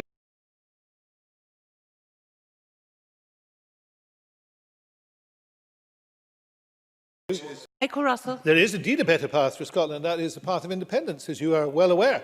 And of course, the moment I mention that word, there is baying from the Tory and Labour benches. But really what they have to do, there's only one person on the Labour bench, and I would never accuse Sarah Boyack of baying at anybody. It must have been the noise of the Tories must have echoed round the chamber. I just want to make it absolutely clear that anybody who believes that there is still a validity in remaining with the present UK Government has a very considerable job of persuasion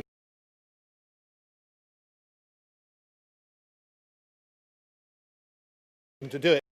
I just want to make it absolutely clear that anybody who believes that there is still a validity in remaining with the present UK Government has a very considerable job of persuasion to do it. Indeed, were they able to do so, they could sell the London Bridge to anybody, anywhere in the world. Because the reality is, when you look at the current situation, you can only come to the conclusion that if a government refuses to accept, as it does, the mandate of the Scottish people, if a Scottish politician, and that is what we're talking about here, with Scottish MSPs, if they refuse to accept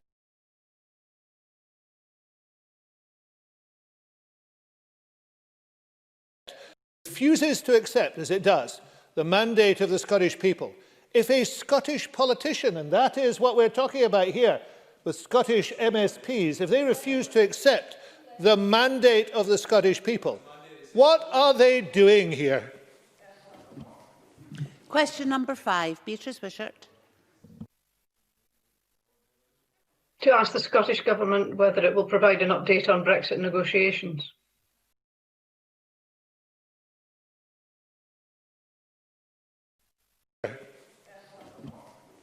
Question number 5, Beatrice Wishart. To ask the Scottish Government whether it will provide an update on Brexit negotiations. Michael Russell. I can provide an update. There's only a single Tory left in this chamber. Maybe they are creeping away now. The member was present also at the committee this morning and will be aware that my view is that the negotiations are stuck, that there is no political will from the United Kingdom government to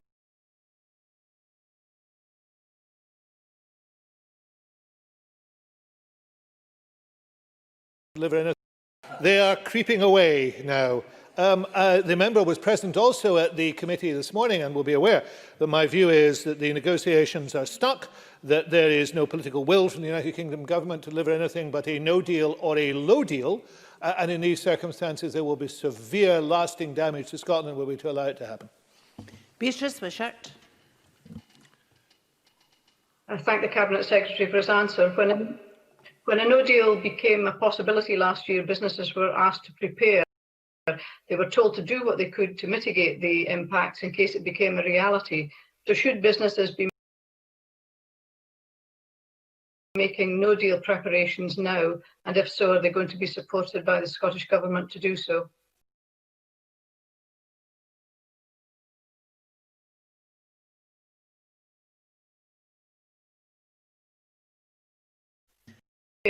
They were told to do what they could to mitigate the impacts in case it became a reality.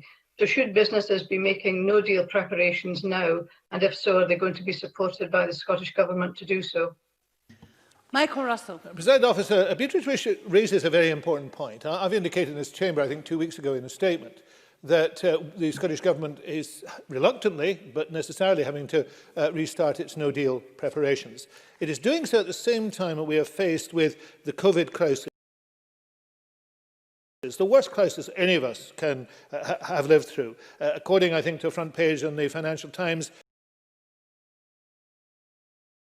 potentially the worst recession since the ice fair of 1709, an event at which I was not present.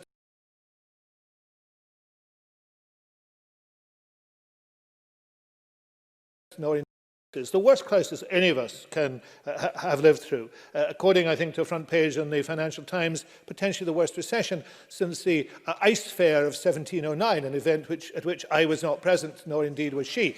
So in all these circumstances, we are asking people to do something that will be incredibly difficult. And businesses that are trying to save their own business, trying to save the economy, are meanwhile being penalised by the addition of a type of Brexit which will be immensely damaging. I can no longer take seriously any Conservative who says that they are interested in business if they could, by the stroke of a pen, take that threat away for the next 2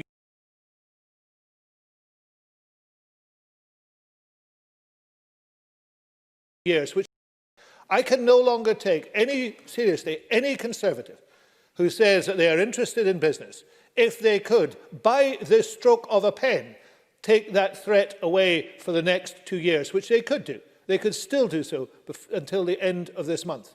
So what we have to do is to prepare. We will have to talk to businesses about how they prepare. Before the First Minister's statement today, I was involved in a telephone discussion with people involved from the food industry, and everybody now realises that preparation. We will have to talk to businesses about how they prepare. Before the First Minister's statement today, I was involved in a telephone discussion with people involved from the food industry, and everybody now realises that preparation will have to take place. They are looking at it with dread because they're also facing the COVID disaster, and we need to recognise that and try and help as much as we can within our own resources, which are not infinite. Supplementary from Oliver Mundell. Thank you, Presiding Officer. I'm pleased still to be here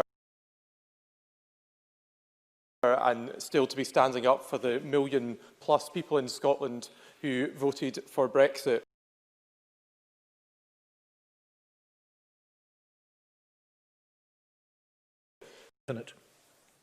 Supplementary from Oliver Mundell. Thank you, Presiding Officer. I'm pleased still to be here and still to be standing up for the million-plus people in Scotland who voted for Brexit. Can the Cabinet Secretary just admit honestly for once that he's been keen to sabotage Brexit negotiations since the beginning, and that rather than getting behind the UK's chief negotiator, David Frost, as both sides ramp up negotiations to deliver a good deal, the truth is he just doesn't want Brexit to happen? Michael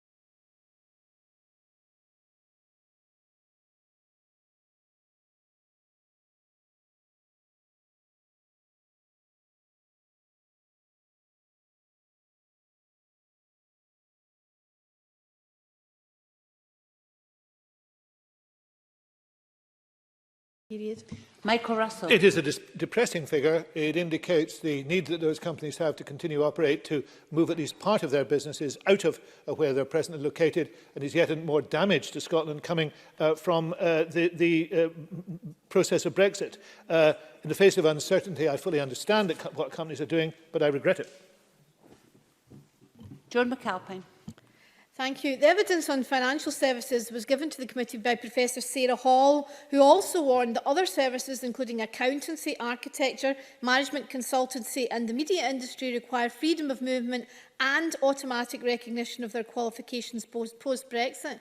What discussions has the Cabinet Secretary had with representatives of these professions about their concerns regarding the state of the current negotiations? Michael Russell. I meet people regularly to talk about the negotiations, and although that has not taken place nearly as regularly in recent months because of the lockdown, I am renewing that now in the light of the severe threat of a no-deal or low-deal Brexit. I have to say the two issues involved are the issue of mutual recognition of qualifications, which is absolutely essential, and again is part of the negotiations, and like negotiations not going well, and this issue of freedom of movement. Freedom of movement has been immensely beneficial to Scotland. How any representative in this chamber could argue for its end completely defeats me, and it affects not simply, though it is extremely important, things like labour in the soft fruit industry that my colleague Graham Day has taken me to see some time ago, but it actually affects a whole range of professions, as the member has indicated, and those are the professions that will suffer. Our academic reputation, for example, in universities will suffer because of the involvement in research. It is highly to be regretted, and of course Tory support for ending freedom of movement is self-harm for Scotland. Question number 8, Colin Beattie. To ask the Scottish Government what discussions it's had with the UK Government regarding the impact of Brexit on EU-UK relations in the light of concerns that any breakdown could have a detrimental impact, including on Scotland, on the response to issues such as the COVID-19 crisis? Michael Russell. Well, we have seen, and my colleague Jenny Gilruth has referred to COVID-19 in an earlier question, we have seen actions by the UK government have not been positive or beneficial in terms of COVID-19 and, for example, the failure to take part in the arrangements for buying PPE. And we've seen recently the failure of the UK to take part in a very innocent project that would have given people information about the state of lockdown and the state of openness of borders or otherwise right across Europe. So I have to say I do not think that the actions of the UK government are helping in that regard. And of course they won't help EU-UK relations. I was talking to somebody in Brussels just last week who was saying that there is a palpable sense of anger about the way in which the UK has behaved to date. And that will not improve, and that's not good for our reputation. Colin Beattie. I thank the Cabinet Secretary for his response. Can I ask the Cabinet Secretary what he makes of the suggestion by Boris Johnson that a UK-EU deal can be agreed by the end of July? Michael Russell. I think I would be very sceptical of that, but of course deals can always be done. The question is, what sort of deal could be done by the end of July? The UK could suddenly say they want to be in the single market and the customs union. I'd agree that, though there'll be a lot of work to be done. But what type of deal can be done by the end of July and how long it takes to implement? So if you do a really, really bad deal and you can't implement it in anything like the period that exists, then that is going to be very problematic indeed. If you have no deal, then quite clearly that will be very bad too. The question is, could there be a good deal for Scotland within that timescale that could also be implemented by the end of the year? The answer to that is an emphatic, clear no. That concludes portfolio questions on Constitution, Europe and External Affairs. Before we move on to the next one, can I just say I've gone quite a bit over time on that particular slot. Could I ask members and ministers to reflect on the length of questions and answers, because we can't do that on every occasion. So we'll move on to economy, fair work and culture. And I call question number 1, Donald Cameron. Thank you, Deputy Presiding Officer. To ask the Scottish Government whether it will provide an update of its plans to safely reopen sectors of the economy. Jamie Hepburn. Our route map sets out when different types of work and workplaces are likely to get back up and running. We're working closely with industry, unions and regulators to produce sectoral guidance on how to best do this safely. First Minister's announcement earlier today sets out we intend to move to phase 2 of the route map and included the next steps for businesses in key areas, including manufacturing and retail. Before you ask your supplementary, Mr Cameron, Mr Hepburn, you were very difficult to hear. Sounded a bit bubbly. I don't know if there's perhaps something wrong with your microphone. If you could do whatever perhaps might help. Donald Cameron. I thank the Minister for that answer. This morning I was contacted by the owner of a small independent shop in a town in the Highlands who is desperate at not being able to open right now. And in the wake of the First Minister's statement, she now at last does have a date of the 29th of June to work towards. But she nonetheless spoke earlier of her utter despair at not being able to open right away. Does the Minister understand the frustration of many small businesses who have acted responsibly throughout this crisis and yet face being closed for almost 2 further weeks, and for those without an outdoor entrance to their premises, even longer? Jamie Hepburn. Yes, of course, I understand the frustrations. I suppose I would go back to the point inherent in Mr Cameron's question, which was about how we go about opening up the economy safely. And everything we are doing, Presiding Officer, is very much geared towards that end. So yes, I understand the frustrations businesses feel, but we are moving forward on the basis that we want to get the economy going, but doing it in a way that protects lives, reduces transmission of COVID-19. So the manner in which we're doing that is the correct one, and I'm sure that Mr Cameron's constituent can now look forward knowing with certainty, greater certainty, that they can reopen in due course. Short supplementaries, please, from Rhoda Grant and then Kenneth Gibson. Rhoda Grant. Thank you. Thank you, Presiding Officer. A lot of small companies aren't part of sector trade bodies and will need some advice on how they can reopen safely. Can I ask the Minister if he's given this any thought and whether or not a body will be charged with giving that advice to small companies in order to keep themselves and indeed their customers safe. Jamie Hepburn. Yes, that is a matter that we are giving attention to.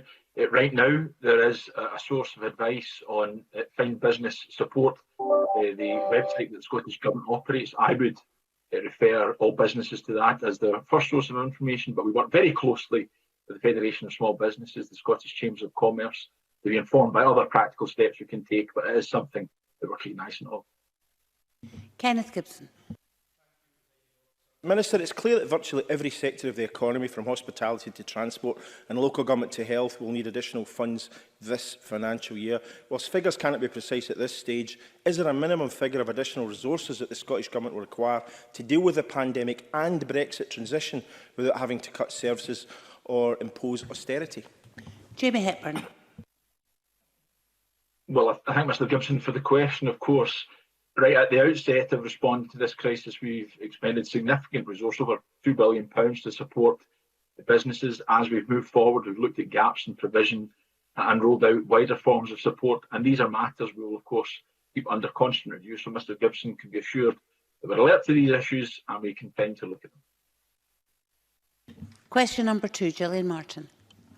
Officer, to ask the Scottish Government how it plans to respond to the loss of oil and gas jobs in the North East. Fiona Hislop.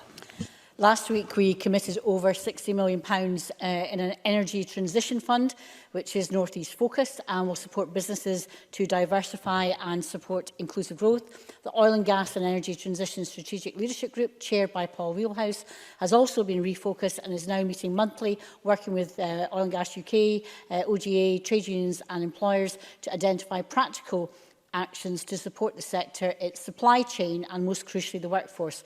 The UK Government retains many of the key levers required, including delivery of an oil and gas sector deal. It is critical that both governments are doing all that we can to protect jobs and retain vital skills. Gillian Martin. I thank the Cabinet Secretary for that answer, and she'll know that I'm on record as calling for a resumption in the Transition Training Fund. Yesterday, whilst in the COVID-19 committee, I was joined in that call by Scottish Renewables to reinstitute the fund, but with a focus on retraining for redeployment to the renewable sector. What is the Cabinet Secretary's response to those calls? Fiona Hislop. It's very important that our recovery is a green recovery, and that will also require skills, and as part of that just transition support for those reskilling into that area. If I can reassure the member that only yesterday, along with the Deputy First Minister and Richard Lockhead and Jamie Hepburn, we met with the chairs and chief executives of Skills Development Scotland and the Scottish Funding Council, their chairs and chief executives, to discuss support and training that will be required for what will be a substantial labour market response. And clearly, regional support for regional jobs must be identified as a key priority. And I think for the North East, that most definitely is in the area that she described. Short supplementaries, please. Lewis MacDonald and then Beatrice Wishart. Thank you very much. The Cabinet Secretary will know that the Curlew floating production and storage vessel is now to be decommissioned in Norway after sitting for several months in Dundee. Given this work could have been done by any of a number of Scottish yards had they been given the opportunity to tender, can she tell us what engagement there has been with Shell and Exxon on decommissioning over recent months? Fiona Hislop. Well, Paul Wheelhouse, as the Energy Minister, is actively engaged with all the oil companies and indeed looking at some of the issues and particularly the work sources on that. That's some of the areas that the Oil and Gas and Energy Transition Strategic Leadership Group that he chairs have been looking at. But clearly it's absolutely essential that we position ourselves to ensure that we can get those contracts that are available in relation to decommissioning, and that is something that, as the relatively new Economy Secretary, I'm determined to do. Beatrice Wishart. Thank you, Presiding Officer. My question follows on from the previous one. While it's important that the workforce are reskilled and ready for new opportunities, I was going to ask what the Scottish Government is doing to ensure that decommissioning work that could come to Scottish ports like Ewing actually does. Fiona Hislop. Again, I would refer the member to the portfolio that has energy as part of that. That's the transport infrastructure, and Paul House is the lead for that. I will try and ensure that he can respond a bit more detail to those questions in his portfolio area. But I can say that decommissioning is something that Scotland can and should be ahead of, because our experience, obviously, in this area, in the oil and gas sector itself. But in terms of decommissioning, it's vital that we try and get the opportunities to have that. But we need to have the supply chain companies, and we need to have people with the skills to ensure that that can be delivered. And that's why a regionally responsive solution to a green recovery will be helpful for those wanting to advance the decommissioning sector itself. Short supplementary, please, Alexander Burnett. Thank you very much, Deputy Presiding Officer. We welcome the 62 million Energy Transition Fund from the Scottish Government, and we're particularly grateful for the fund which will position the North East as a hydrogen model region, which the Scottish Conservatives have been calling for some time. The Cabinet Secretary set out when we can expect for further detail of when this money will be distributed and how the projects will be funded. Fiona Hislop. Well, when I announced it just over a week ago, we set out there what the different areas would be supported from the fund. The Energy Transition Zone, the Oil and Gas Technology Net Zero Solutions Centre, Global Underwater Hub, also hydrogen and carbon capture, utilisation and storage projects. The member will recall that it was the Conservative government that cancelled in 2015 the carbon capture, utilisation and storage at Peterhead. And had that gone ahead, we would be far, far ahead in renewable energy and, most importantly, in some of the areas on hydrogen in particular. So it's really important that the Conservatives get behind this, and let's see the proposals coming forward, which I would welcome, for an oil and gas deal, which I expect to see from the UK Government. Question number 3, Annie Wells. Thank you, Presiding Officer. To ask the Scottish Government what economic impact of COVID-19 has been on businesses occupying shared premises. Jamie Hepburn.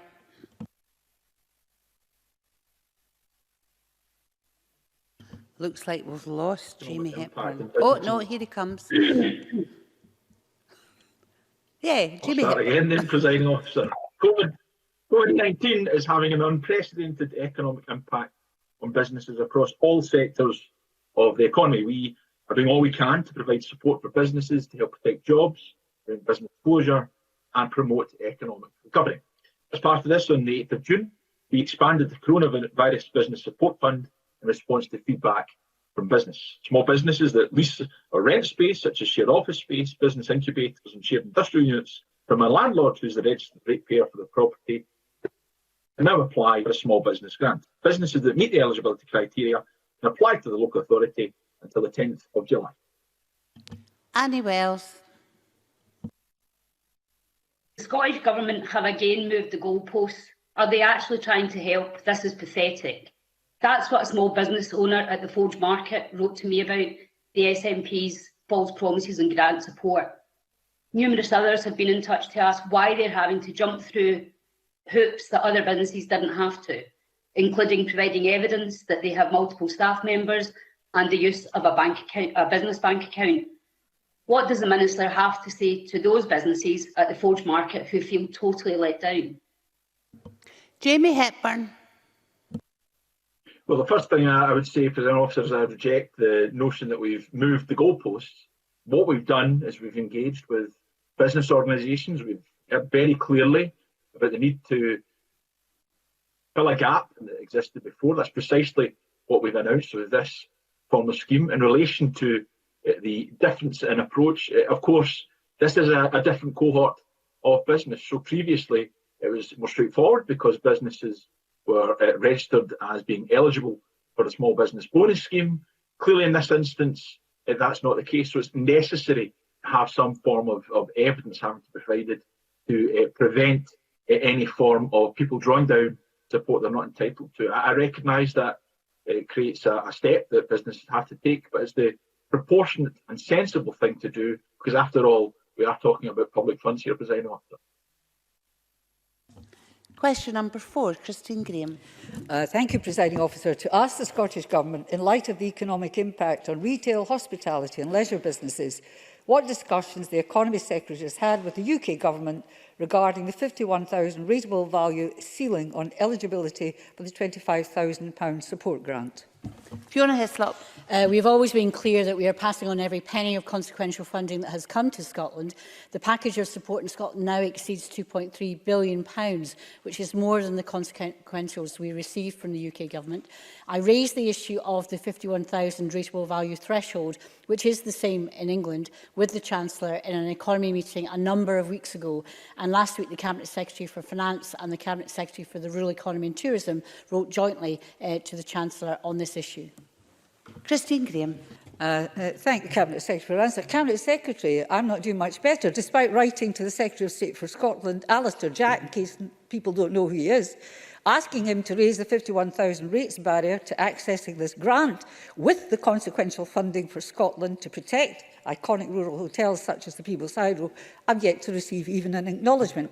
Cabinet Secretary, should I continue to pin my hopes on him helping the hospitality sector in Scotland, or resign myself to the fact that he is not Scotland's man in the UK Cabinet, but a UK Cabinet's man in Scotland? That was the Deputy Presiding Officer showing everybody how short questions should be asked. Fiona Hislop. My frustration on this, I think, is shared by those in the hospitality industry. It was obviously a clear route to help support those that had 51,000 rateable value. What we have done in the meantime is to identify specific funds unique to Scotland, of the Creative Hospitality and Tourism Fund and also the Pivotal Enterprise Resilience Fund, both of which have provided funding to many, many hotels, the length and breadth of Scotland, whether it's the Auchrani Hotel in Mr Gibson's constituency, or the Selkirk Arms, or right across Scotland. However, unless we can get some additional support from the UK Government, it becomes increasingly problematic. I would say that for the hospitality sector and for tourism generally, an extension of the job retention scheme would help those hotels that she asked for. As to her remarks about the Secretary of State for Scotland, I think she was very focused as to whether he's actually standing up for Scotland's interest. If he was, he would be pressing the interests of tourism and hospitality and getting results. So far, there aren't any results. Question number 5, Maurice Golden. To ask the Scottish Government what priorities will guide its plans for a green economic recovery. Fiona Hislop. Green recovery is one that is aligned to our ambitious climate change targets and our vision of a just, sustainable, resilient Scotland. It will seek to address the twin challenges of climate change and biodiversity loss. Our plans for a green recovery will be informed by advice from several groups, including the Advisory Group on Economic Recovery, the UK Committee on Climate Change, the Just Transition Commission and the Sustainable Renewable Advisory Group. Maurice Golden. I thank the Cabinet Secretary for that answer. A genuinely green recovery must mean associated manufacturing jobs stop going abroad instead of to Scottish workers. The SNP have been planning for a deposit return scheme for over a decade. So can the Cabinet Secretary confirm whether the deposit return scheme vending machines will be built here in Scotland? Fiona Hislop. So the deposit return scheme is the responsibility of my colleague Rosanna Cunningham. We know that there's some concerns, particularly around retail and hospitality and other areas in terms of the rollout of that. So there has been pauses in that. I don't know the details of who will be manufacturing the relevant machines, but I will ask my colleague Rosanna Cunningham to write to him on that regard. Short supplementary from Willie Rennie. Why is it cheaper to construct huge jackets for the Sea Green offshore wind farm? It's cheaper to build them on the other side of the planet than it is here. What are we not getting right in this country that this happens? Fiona Hislop. The contracts for the Sea Green project have yet to be announced. What I can say is that we are determined to make sure that Scotland does have a supply chain that can compete. One of the real issues that we have, however, is the current UK government's reliance on a contract for difference, which doesn't allow us to position Scotland's manufacturing base as a competitive position as other countries who can have far more opportunities, for example, to subsidise or support their industry to produce jackets in the cheap way that he has described. For example, in China, he will know the economy of China, heavily subsidised its steel industry, and obviously steel as a major component means that obviously in terms of contracting, some countries can be cheaper than other countries. Question number 6, Neil Findlay. To ask the Scottish Government what action it is taking to encourage employers and unions across major economic sectors to engage in national collective bargaining. Jamie Hepburn. We have been working with the STUC and other stakeholders to promote collective bargaining. We are focusing initially on social care, early learning and childcare, hospitality and the construction sectors. A mapping exercise is underway to determine current collective bargaining, national and sectoral agreements across Scotland, which will inform further work to increase Scotland's collective bargaining coverage. To promoting collective bargaining is demonstrated through the inclusion of an employee voice indicator within the national performance. Neil Findlay. Everyone will know that trade unions have played a vital role in maintaining jobs throughout the COVID crisis, also negotiating business and employee support and keeping workers and customers safe. It's now time to proactively move to establish frameworks and sectors where the Scottish Government have major spending power and influence. During the emergency legislation, the Cabinet Secretary for the Constitution said it was impossible to set up collective bargaining in the social care sector, which of course was rubbish. But since we are past that COVID legislation, will the Minister now commit to moving beyond discussions and papers going back and forward to actual hard practical steps to establish a system of national collective bargaining in the private social care sector? Jamie Hepburn. Let me first of all, Presiding Officer, concur with Mr Findlay in the vital role that trade unions played throughout the current period. I've, along with the Cabinet Secretary for Economy, Fair Work and Culture, been working very closely with the STC and unions over the current period, and they have been essential in that regard. In relation to Mr Findlay's point, what I have just laid out are concrete steps to try and to take this forward. So we are working very closely with trade unions to understand the gaps that exist in terms of collective bargaining. Will continue to take that forward. This is a sincere and genuine commitment. There are clearly limitations in the sense that we don't have control over employment law, but we're not letting that act as a barrier. We will get on with this work, and we will work to increase collective bargaining across country. Question number 7, Claire Baker.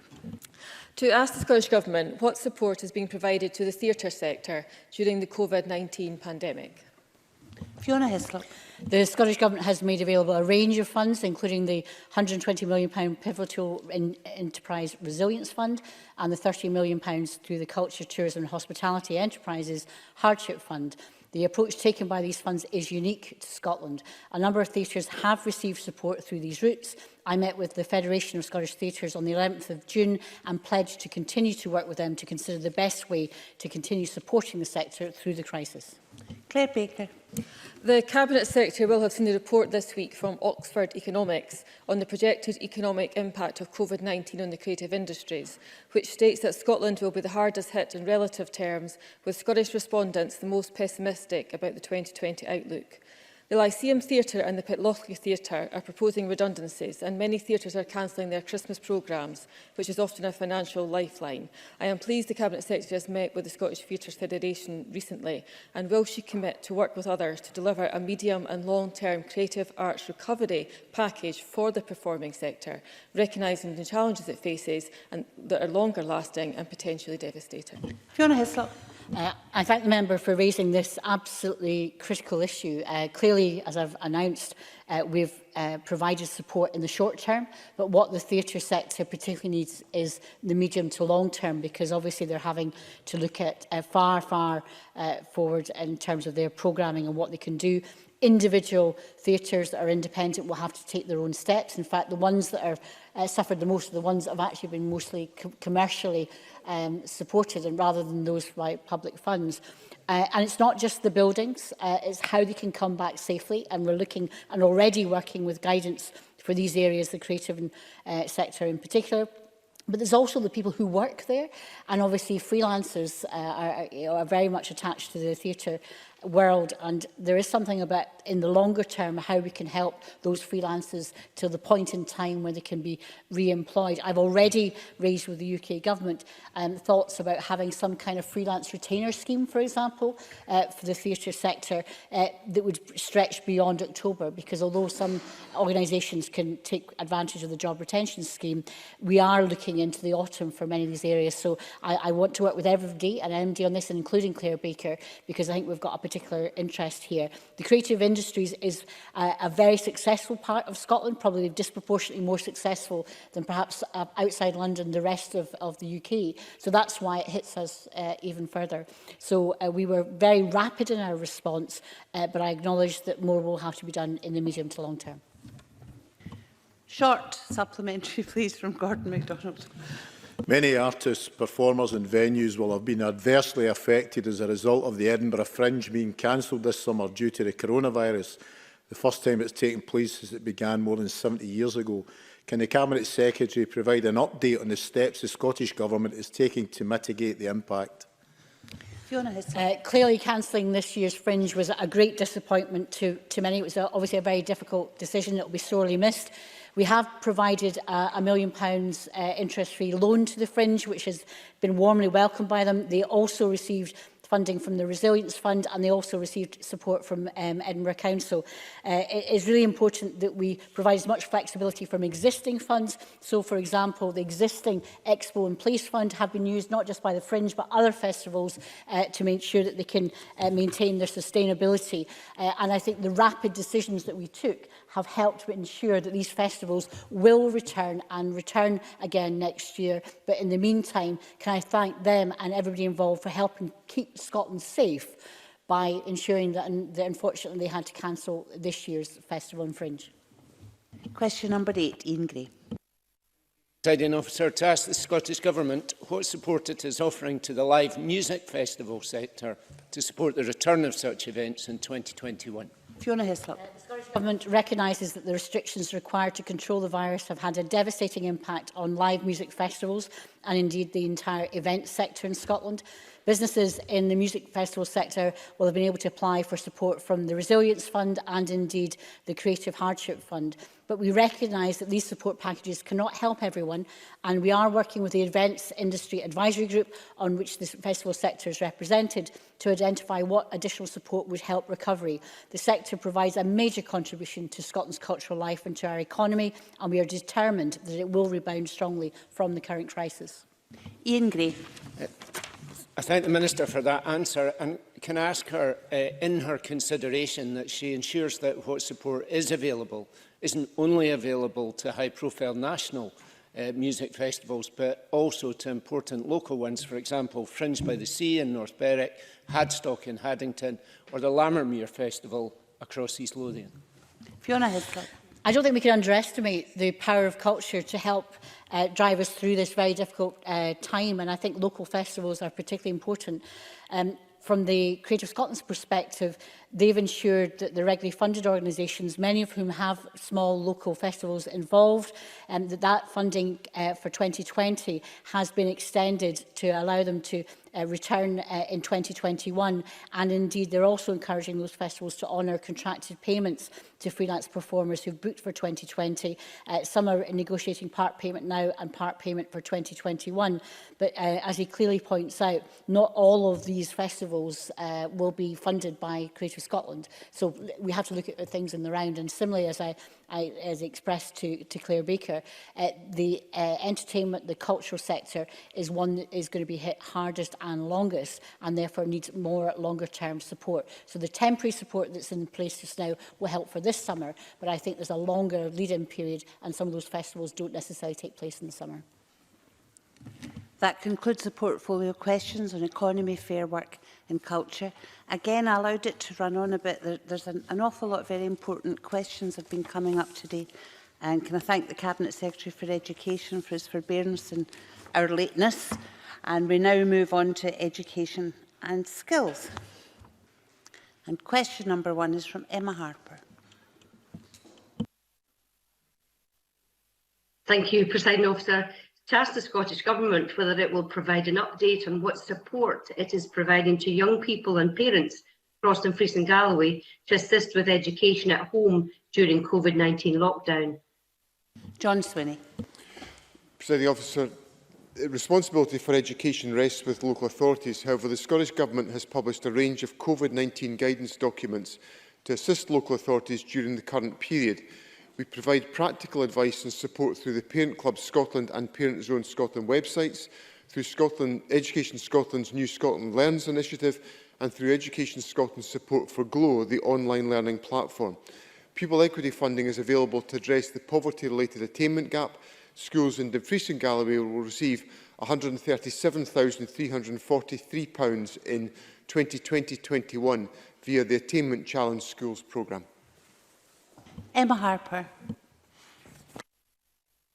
Thank the Cabinet Secretary for that response.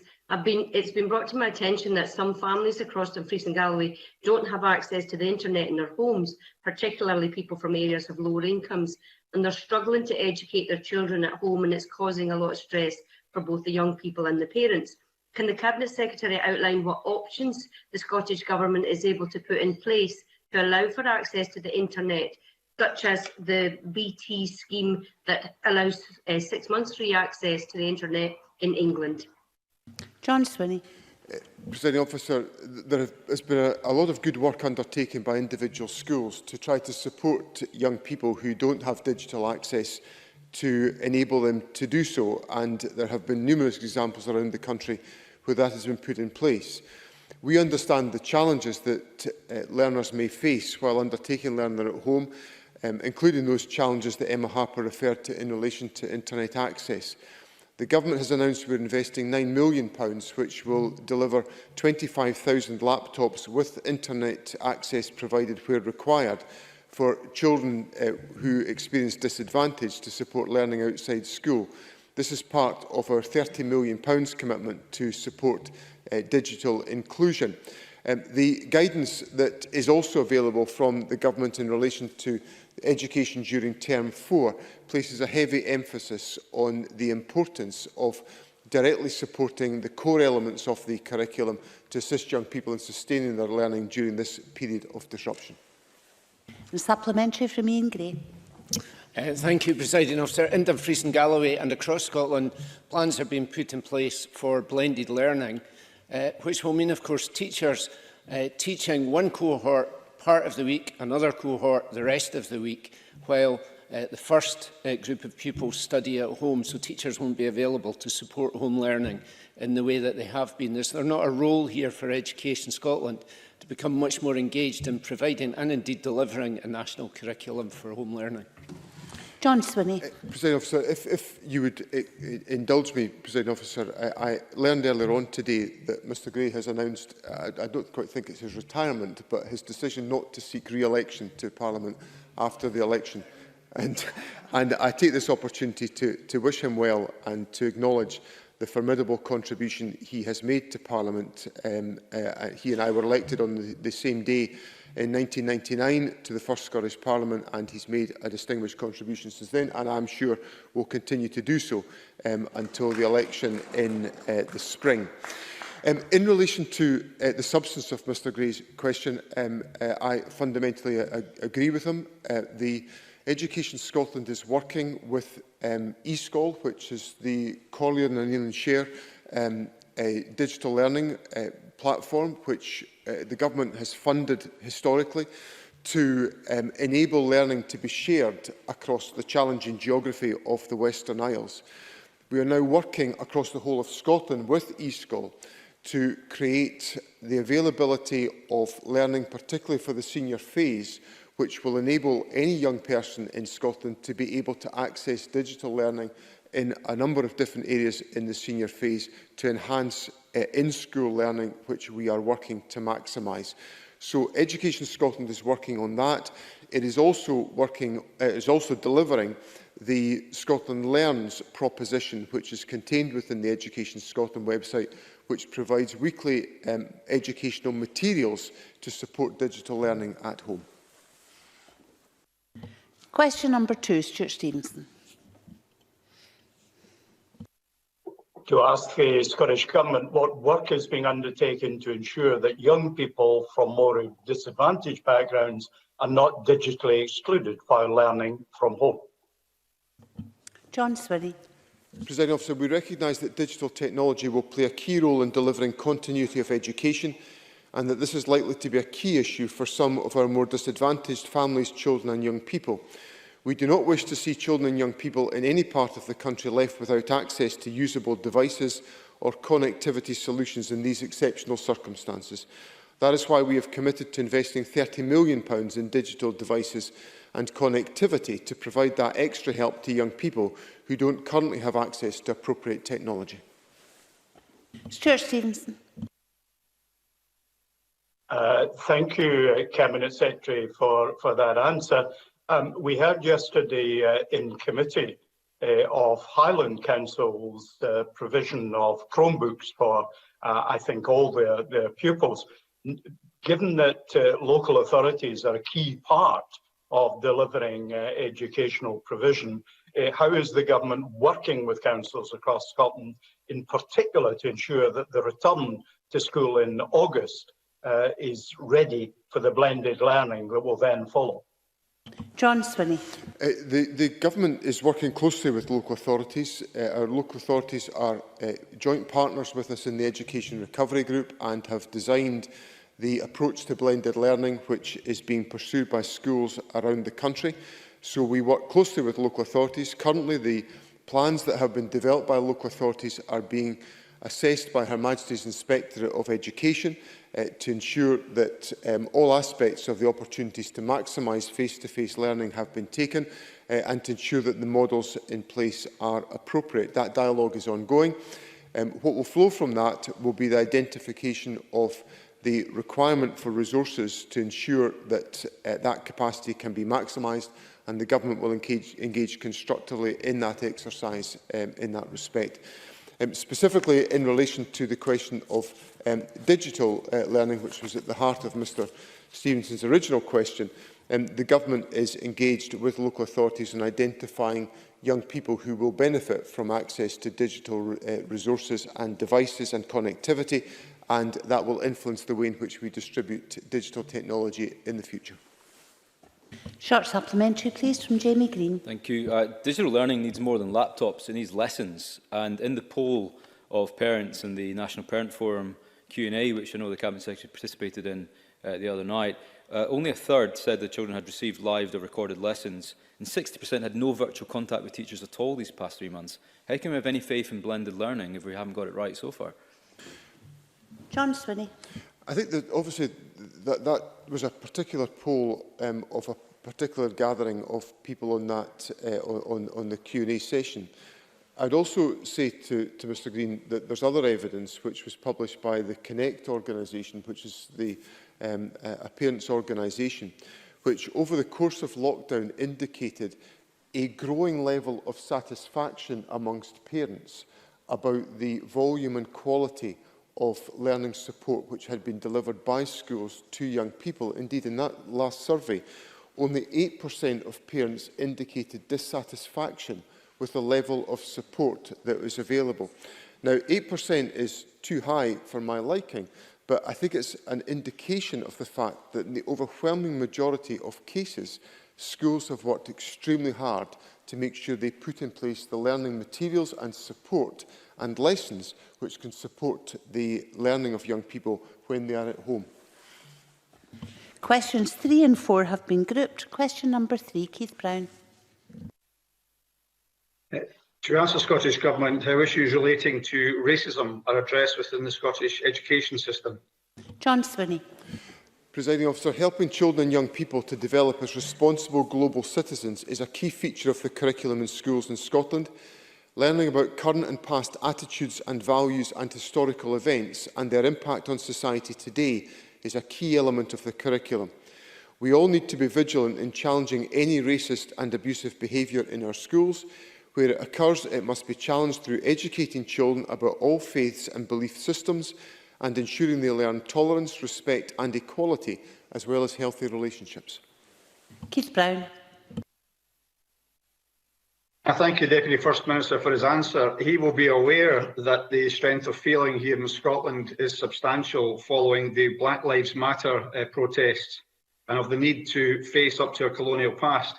Many schools are making efforts to introduce anti-racism learning, like Alva Academy in my constituency, which has been awarded the status of a vision school for Holocaust education. While I accept, of course, that dealing with the coronavirus pandemic is the overriding concern, will the Deputy First Minister consider how the Scottish Government can further encourage diversification in the curriculum so that Scottish children are fully aware of Scotland's past history, not least including its shameful role in slavery and colonisation? John Swinney.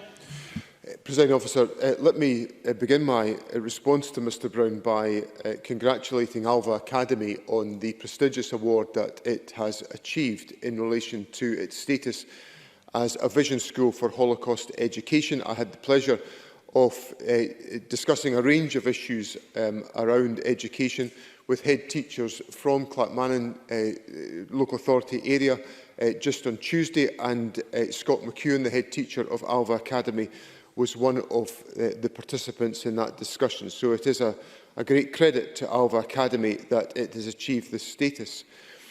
While Scotland's curriculum is not prescriptive, it provides teachers with a flexible framework through the experiences and outcomes contained in Curriculum for Excellence.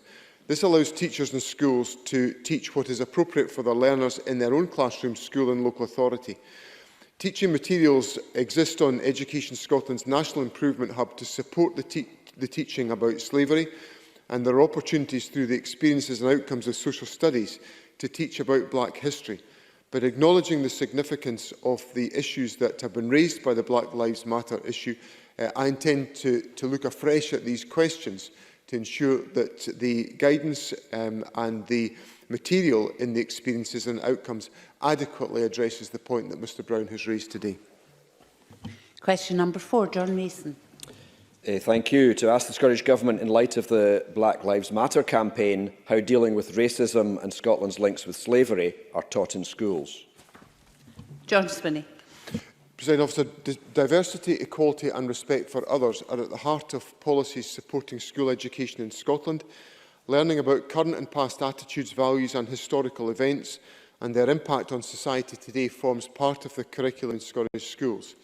The Curriculum for Excellence experiences and outcomes provide opportunities to teach Black history by exploring a variety of issues including slavery, human trafficking and exploitation.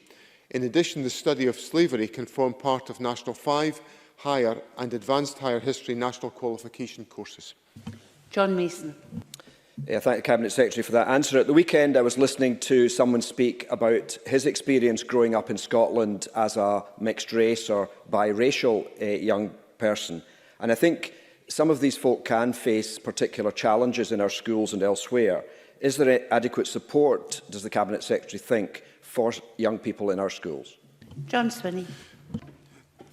I think the fundamental answer to Mr Mason's question must be in the application of the values at the heart of our curriculum, which are the values that are engraved on the mace in front of the presiding officer: wisdom, justice, compassion and integrity. These values lie at the heart of Scotland's curriculum. And we look to schools to take those values and to ensure they are instilled and reflected in the ethos of individual schools. Now, I'm not doing it just now, but I spend, for obvious reasons, but I spend a vast amount of my time in individual schools around the country.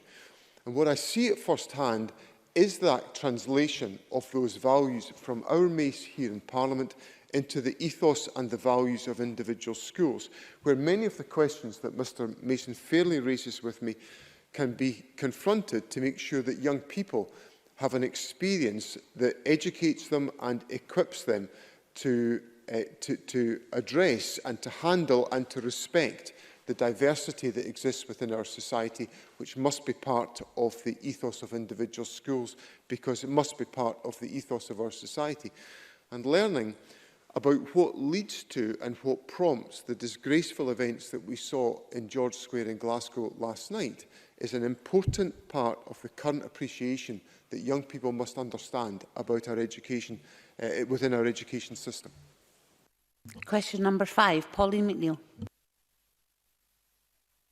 Presiding Officer, to ask the Scottish Government whether it plans to provide targeted support to 16 to 24-year-olds who have been shielding during the COVID-19 lockdown to help them gain employment. Jamie Hepburn. I recognise that this is an extremely challenging time for young people who are considering their options of whether to remain in education, training or enter the labour market, particularly those in the most vulnerable categories, including those shielding as a result of COVID-19. We have a strong track record of reducing youth unemployment through our internationally recognised Developing Young Workforce programme. In the coming weeks, we will outline a series of measures that have been developed in partnership with employers, which will support all young people in making informed decisions regarding their employment options. Pauline McNeill. Presiding Officer, a mother in my constituency wrote to me this week about her 17-year-old son who's shielding. He works in a Glasgow hotel. He's likely to be made redundant, but this is the important point. He cannot attend a job interview and is unlikely to be able to do anytime soon because he's shielding. Paul Johnson of the Institute of Fiscal Studies highlighted that periods of unemployment whilst young can have long-term effects. Now, I hope the Minister doesn't mind too much if I am direct with him. I previously have had answers that have said that the budget for Skills Development Scotland is going to increase by 30 million and so on. It's quite meaningless to a young person in that situation. And I ask them to think very seriously that maybe a different approach might be more helpful. For example, writing to all young people who are shielded. They are an extremely vulnerable group right now. Aileen Campbell said she would feed that back when I raised it last week. I wonder if she's had time to, and if you could comment. Thank you. Jamie Hepburn. Thanks to Pauline McNeill for the question. Presiding Officer, let me in the first instance say I'm obviously very sorry to hear about the young person who has been in touch with Pauline McNeill very directly. Let me say to her very clearly and very directly as she spoke to me, I recognise the scale of the challenge that is confronting us, and in utilising the significant resource that we deploy in our skills and education system, we recognise the need to do things differently, to make sure that we have that ever more person-centred, person-focused approach to the provision of skills and training. That's always been my ambition for our system, and the necessity of it is exacerbated even more. I think her suggestion is a very good one, and I will certainly take that away and see if that's something that we can deploy. If it's something we can do, then I'll be very happy to see how we take that forward. Question number 6, James Kelly. Thank you, Deputy Presiding Officer. To ask the Scottish Government what action it is taking to ensure the SQA grading process is fair and transparent. John Swinney. Presiding Officer, fairness has to be delivered for all learners in the absence of the 2020 exam diet, and the Chief Examiner has set out that fairness is one of the 3 core principles upon which the Scottish Qualifications Authority is approaching the awarding of qualifications in this extraordinary year. The SQA has reaffirmed its commitment to transparency and fairness and is committed to publishing its completed equality impact assessment and the details of its approach to certification this year. James Kelly. Can I thank the Deputy First Minister for that answer? As the Deputy First Minister, I appreciate the process of grading for many young people throughout Scotland is a very stressful and worrying time. And it's important that our young pupils are able to achieve the maximum grades possible, consistent with their abilities. Can I ask the Deputy First Minister for a categoric assurance that those who stay in areas of social deprivation or in schools whose performance has dipped previously will not have any detrimental effect on the grades that they are awarded. John Swinney. I think the points that Mr Kelly raises are very important points. I acknowledge that this is the examination and certification process any year is a stressful process. I accept that in these conditions it is ever more stressful for young people. It is absolutely essential, and I am assured by the Scottish Qualifications Authority that the issues about which Mr Kelly has raised are properly and fully taken into account in the circumstances and the approaches that they are taking to make sure that no young person is disadvantaged because of where they come from and what their circumstances have been.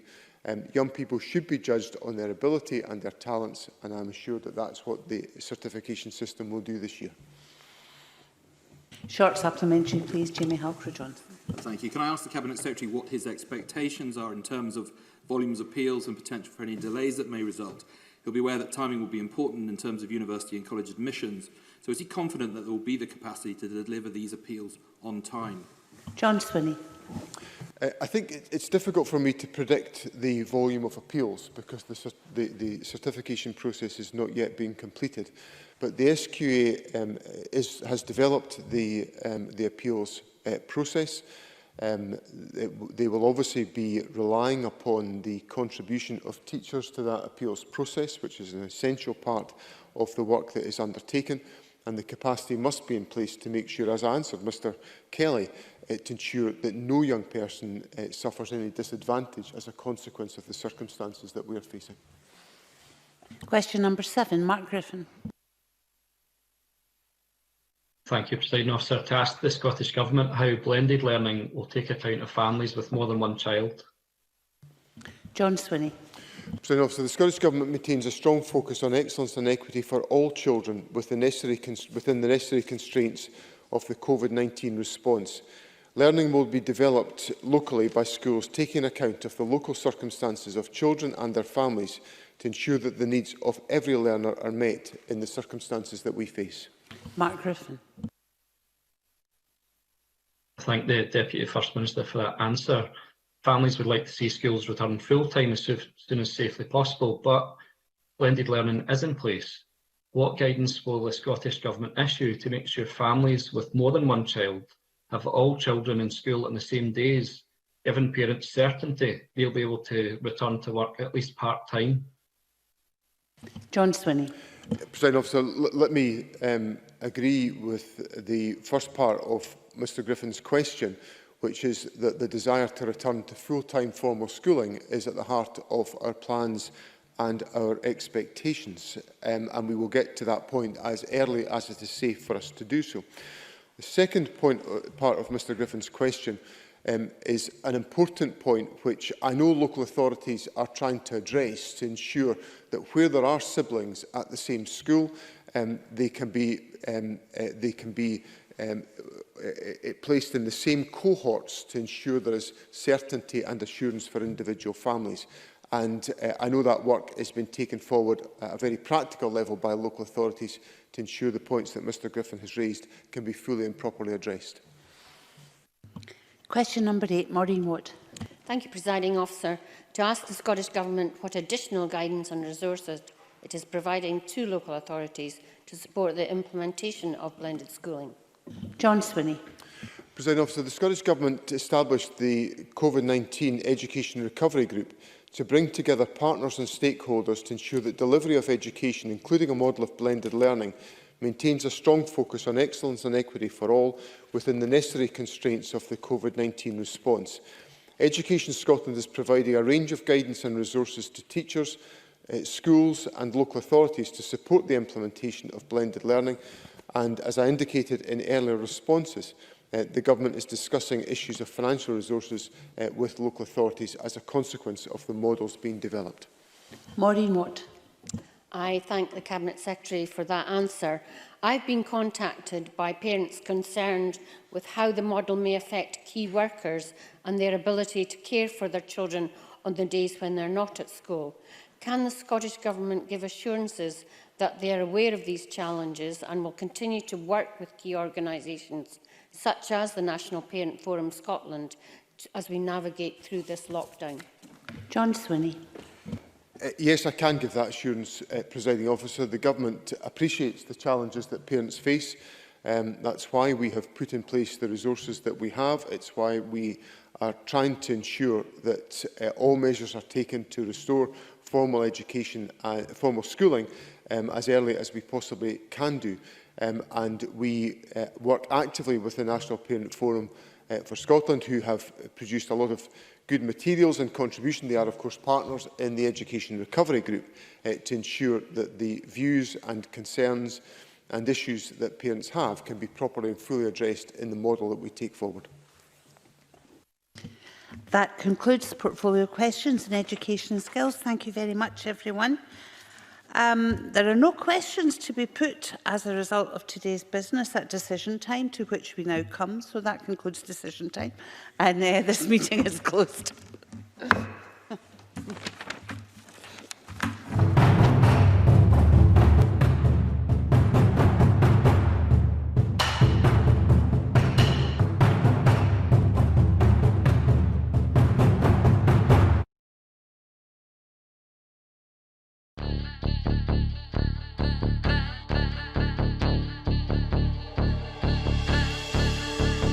How do you mean no more commission? Well, no one in Scotland can commission an idea. You know, if I went to BBC Scotland and I said, oh, I've got this great idea for a sitcom, I've got this brilliant idea for a drama, you know, there isn't one person in Scotland that can okay it unless it goes through London. Good morning and welcome to another edition of Full Scottish. What's happening today? Hello and welcome to the Full Scottish here on Broadcasting Scotland. Scotland is going to be an independent country. That need, that desire for independence is ever stronger than perhaps it was in 2014. So there's an obligation that we've got to give leadership to that campaign. That's what Nicola Sturgeon, as our First Minister, has been doing. My feeling about Boris Johnson is he can't be trusted on anything. That is now and forever will be known as the rape clause. I'm old enough to remember going into Europe in '73, and I remember how much of a razor's edge that was a battling stone. And I think we made it by 53%, if I remember correctly, for going in. And ever since that time, England particularly has been pretty much schizophrenic, down the middle about whether it felt British or whether it felt European. And that schism, that crack has remained throughout English society ever since. Scotland means business. Scotland's voice won't be stilled, it won't be silenced, it has to be heard. The work that's been done by Broadcasting Scotland in giving community activists, yes activists, Scottish activists a platform other than the traditional media outlets.